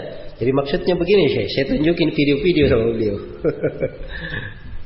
Kalau kayak gini, jadi maksudnya itu kalau video kelihatan begitu bisa ditampilkan, setelah itu hilang, tersimpan, itu nggak ada masalah bagi beliau. Itu tidak beliau anggap sebagai gambar. Dan sebenarnya dianggap gambar pun itu nggak ada masalah dari sisi maslahat, karena ada hajat syar'i di dalam hal tersebut, itu diperbolehkan, tidak dipermasalahkan. Jelas ya? Jadi ini pembahasannya di seputar ini. Kadang sebagian orang di dalam hal ini berlebihan. Ada yang memakai fatwa para ulama semuanya dia bolehkan, bergampangan dengan foto-foto, ya, sehingga membuka pintu kejelekan. Membuka pintu kejelekan di dalam hal tersebut. Ini adalah hal yang tidak baik. Ada orang yang juga berlebihan, seakan-akan ini masalah terkait dengan masalah usul ahli sunnah. Ya, siapa yang pakai video maka dia bukan ahli sunnah, bukan salafi. Ya, ditahdir, ya, ditabdi, atau tidak di atas jalan yang lurus. Nah, ini berlebihan ya orang-orang seperti ini. Para ulama asalnya ada silang pendapat. Ya, anggaplah kita berpendapat tidak boleh. Ada ulama yang membolehkan. Memangnya semuanya kita mau katakan sebagai ahlul bidah, semuanya mau ditahdir. Ini keliru ya memahami seperti itu. Dan ada sebagian orang lagi kadang dia baca fatwa, dia dengar fatwa-fatwa lama. Syaikhul Fauzan ada fatwa-fatwa lama yang tersebar. Ya, di masa dahulu beliau tidak memperbolehkan. Sekarang ada fatwa-fatwa baru ya. Ini mungkin dengar-dengar fatwa lama ini, ya memang karena dia hanya tahu yang lama saja, dia nggak ngerti yang baru. Tapi yang menjadi masalah kalau seperti itu sih mudah ya. Orang cuma tahu yang lama, tidak mengerti yang baru, ya mudahlah. Semua orang kan bisa seperti itu. Tapi ini yang menjadi masalah, dia hanya tahu yang lama, dia salahkan orang yang tahu yang baru. Ya, ini yang repot. Jelas ya? Baik. Jadi hal-hal yang seperti ini terkait dengan pembahasan-pembahasan ya seputar masalih. Sekarang apa di antara manfaat besar yang harus diketahui di sini? Ketika kita mengetahui tentang masalih dan mafasid ini, tingkatan-tingkatannya, pembagian-pembagiannya. Nah, itu ketika terjadi ta'arud, pertentangan. Bagaimana kita mengkompromikan? Iya. Nah, di sini ada beberapa kaidah yang perlu saya terangkan. Jadi kalau misalnya ada dua maslahat atau lebih bertentangan, maka asalnya yang ditempuh dia laksanakan semuanya dulu. Dia laksanakan semuanya, jangan dia pertentangkan. Misalnya ada yang bertanya, yang mana yang dia dahulukan antara menuntut ilmu atau berbakti kepada kedua orang tuanya? Maka jawabannya dia menuntut ilmu dan berbakti kepada kedua orang tuanya. Jangan dipertentangkan. Dua maslahat yang bisa apa? Digabungkan. Mana yang lebih afdal, dia sholat atau dia baca Al-Quran? Iya. Maka jawabannya afdalnya dia sholat sambil membaca Al-Quran. Dia baca hafalannya dalam sholatnya. Dia gabungkan dua maslahat untuk dirinya. Jadi selalu seperti itu. Padahal yang dia mampu menggabungkan, dia gabungkan. Iya. Dan juga di dalam hal yang seperti ini, ibadah-ibadah yang datang dalam bentuk tanawu, bentuk beraneka ragam, itu dilakukan dari maslahat, kadang dilakukan ini, kadang dilakukan itu. Tapi harus dijaga sesuai dengan porsi sunnahnya. Iya. Misalnya ya, dua istiftah. Dua istiftah yang diajarkan oleh Nabi kan banyak ya. Allahumma inni wajjahtu wajhiya di salat malam. Allahumma ba'id baini. Ini yang paling bagusnya. Iya. Subhanakallahumma bihamdika tabarakasmuka wa ta'ala jadduka wa la ilaha ghairuk. Ini yang umum dibaca di Saudi. Di Madhhab Hambali ini yang dipakai. Dan setahu saya imam-imam haram itu baca ini. Karena itu Imam Haram, Allahu Akbar, tidak lama langsung membaca. Ya orang-orang awam di belakangnya dipikirnya ini Imam Haram tidak baca doa istiftah. Mereka baca tapi doa yang pendek. Jelas ya? Doa yang pendek. Baik, yang seperti ini dilakukan beraneka ragam, nggak ada masalah. Kaifiyat tasyahud. Tapi kalau ada indikator yang menunjukkan sesuatu dilebihkan, kita pakai yang dilebihkan. Contoh ya, salam. Salam itu kan ada beberapa kaifiyat. Boleh Assalamualaikum warahmatullah, Assalamualaikum warahmatullah, itu boleh. Boleh Assalamualaikum warahmatullahi, Assalamualaikum warahmatullah, Assalamualaikum warahmatullahi wabarakatuh. Itu juga boleh. Iya. Jelas ya? Atau dia membaca Assalamualaikum warahmatullahi wabarakatuh, Assalamualaikum warahmatullah. Atau boleh dia Assalamualaikum warahmatullah, Assalamualaikum. Atau boleh Assalamualaikum saja. Kan itu beberapa kaifiyat. Tapi di pembahasan salam itu kebanyakannya Nabi itu membaca Assalamualaikum warahmatullah, Assalamualaikum warahmatullah. Maka itu asal yang dilakukan. Yang lainnya kadang-kadang dikerjakan. Jangan dibalik. Begitu caranya ya. Iya. Baik, terkait dengan adan. Adan kan ada adannya Abdullah bin Zaid bin Abdi Rabbih. Dan ada adannya Abu Mahdurah. Iya. Ini kaifiat adannya bagaimana? Kadang dilakukan ini, kadang dilakukan itu. Ya jawabannya ini tidak ya. Karena Nabi mengajarkan adan untuk Bilal di Medina, itu adannya Abdullah bin Zaid. Untuk penduduk Mekah adannya Abu Mahdurah. Jadi ini tidak dikatakan tanawu, kadang ini kadang itu. Tidak. Dilihat di kebanyakan manusia biasanya adannya bentuk kayak bagaimana. Itu yang kita pakai. Ya jangan sampai orang di Indonesia ini dikasih adannya Abu Mahdurah. Ya bisa ribut nanti orang-orang. Jelas ya? Jangan bilang oh ini sunnah. Kalau bilang ini sunnah, kenapa Nabi tidak ajarkan di Madinah? Kan itu pertanyaan kan harus dijawab. Inilah pentingnya seorang itu fikih, mengerti letak-letak penggunaan, dia mengerti maqasidus syariah. Baik. Keadaan yang kedua, ya. Kalau misalnya terjadi pertentangan antara maslahat, beberapa maslahat ya. Iya, dan tidak bisa dikompromikan. Itu tadi kan bisa dikompromikan ya. Maslahat ini tidak bisa dikompromikan. Maka apa yang dikerjakan? Ya, di sini ada beberapa dhawabit ya yang perlu diingat. Yang pertama, maslahat yang terkaitan dengan dat amalan itu lebih didahulukan daripada maslahat yang terkait dengan waktu ataupun tempat. Terkait dengan waktu ataupun apa? Tempat. Iya.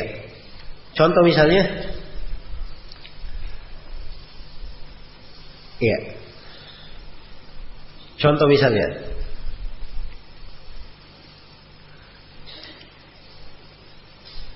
seseorang yang mau melakukan perjalanan, dia ada pilihan. Dia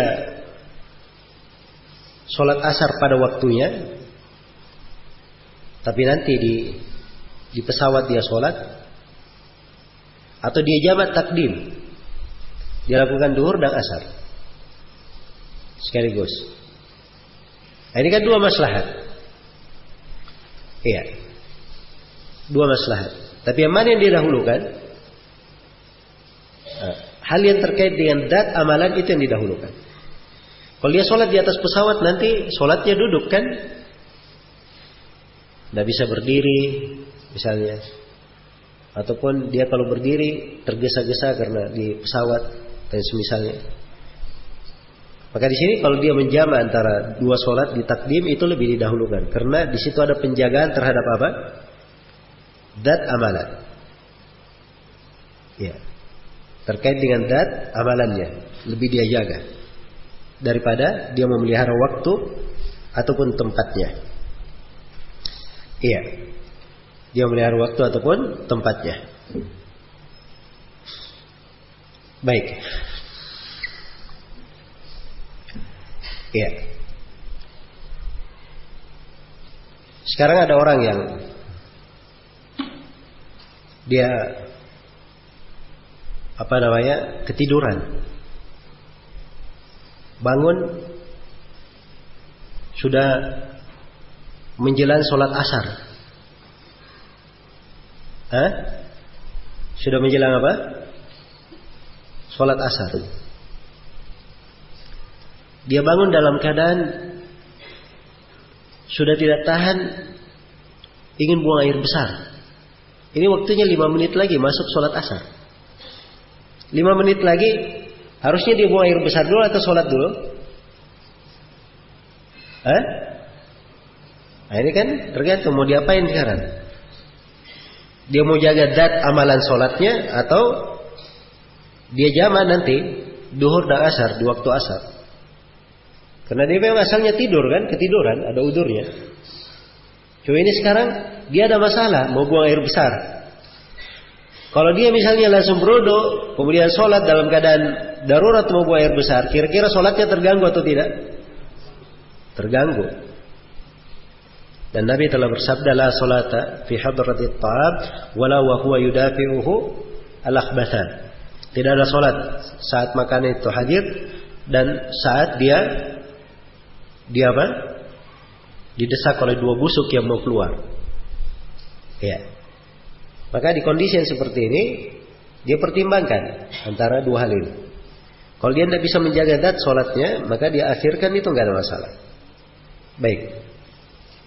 Diakhirkan tidak ada masalah.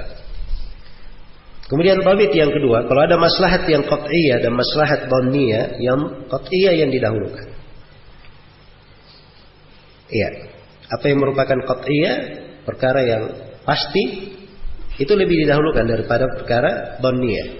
Karena itu tidak boleh berobat dengan hal yang diharamkan. Boleh berobat dengan hal yang diharamkan? Jawabannya tidak boleh.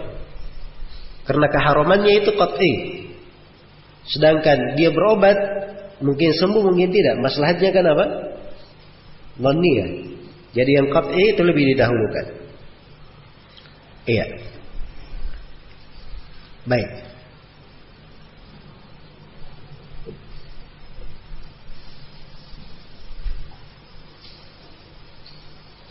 Kemudian tabit yang ketiga,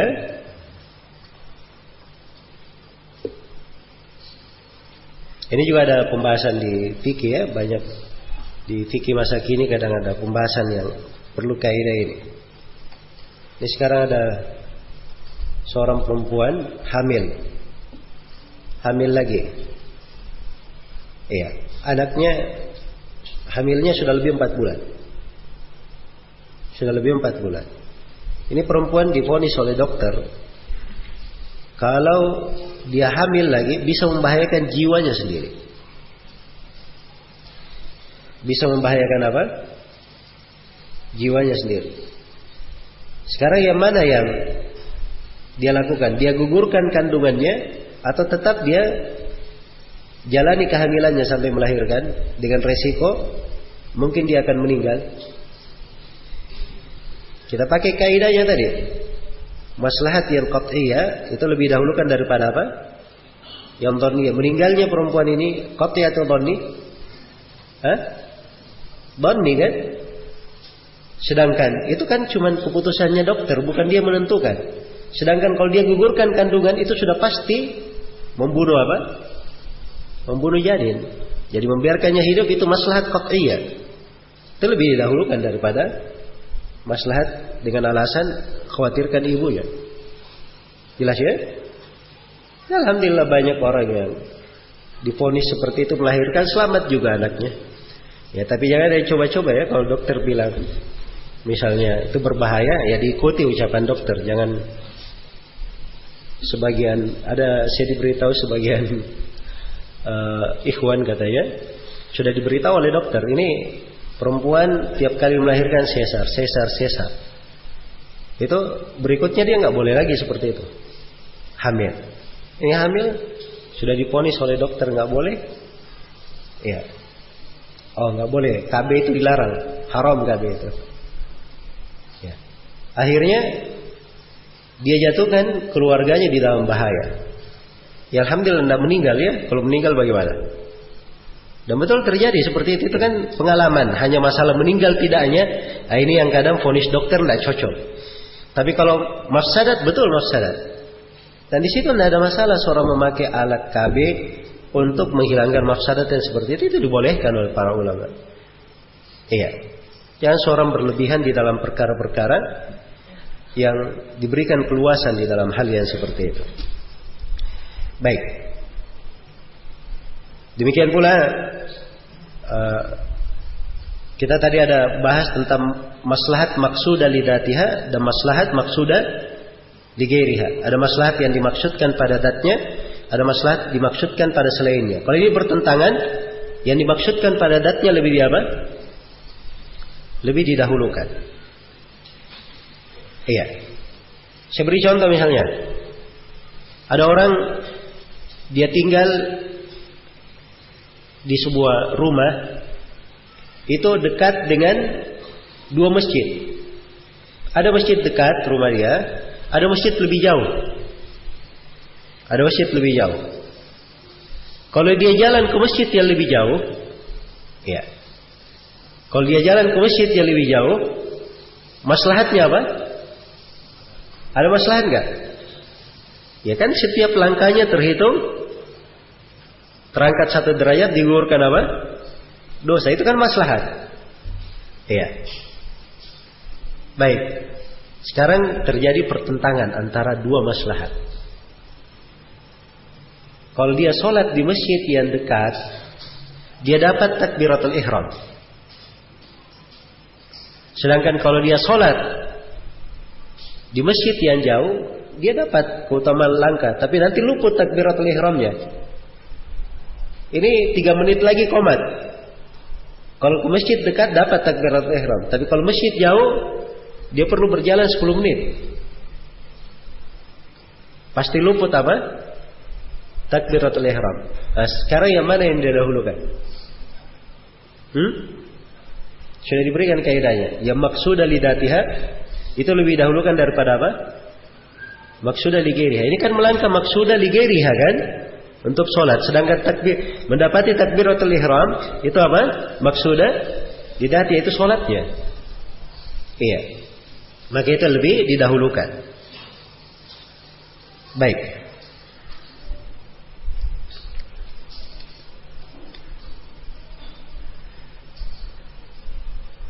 Ya, jadi ini fikih di dalam pembahasan ini membedakan antara mana maslahat maksudah lidatiha, maksudah ligairiha. Ini banyak pembahasannya di dalamnya. Di dalam pembahasan fikih muamalah juga ini banyak dipakai. Kemudian ada juga namanya maslahat muta'addiyah dan maslahat qasirah. Ada maslahatnya itu bukan untuk dia saja, tapi untuk orang lain juga. Ada yang maslahatnya khusus dia saja. Khusus dia saja. Ini kalau bertentangan maka didahulukan yang maslahatnya untuk apa? Untuk kebanyakan orang. Iya. Dan ini contohnya banyak ya. Sekira dimaklumi itu. Baik. Demikian pula kalau ada misalnya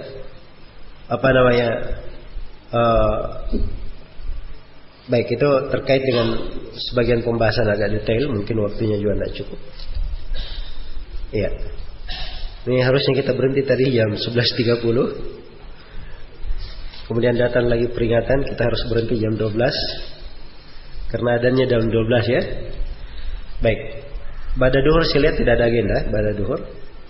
Insyaallah taala kita selesaikan manzumah ini. Manzumah sisa satu pembahasan lagi terkait dengan masalah pembagian maqasidus syariah menjadi 3. Ini dari sisi kekuatan dan kelemahan maqasidnya.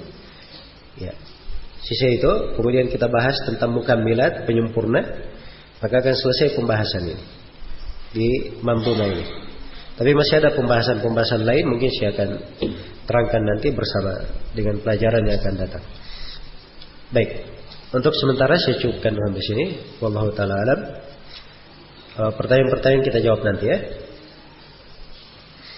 Saya nggak tahu mau dilanjutkan pada duhur apa? Hah? Saya lihat nggak ada jadwal pada duhur. Mau dilanjutkan pada duhur? Waktu ya saya kembalikan ke panitia aja ya. Kalau memang mau ini pada duhur, kita boleh tanya jawab aja pada duhur. Ya, agar supaya pada asar nanti kita lengkapi pembahasannya. Baik, wallahu taala alam. Subhanakallahumma wa bihamdik, asyhadu an la ilaha illa anta, astaghfiruka wa atubu ilaik, walhamdulillahi rabbil alamin.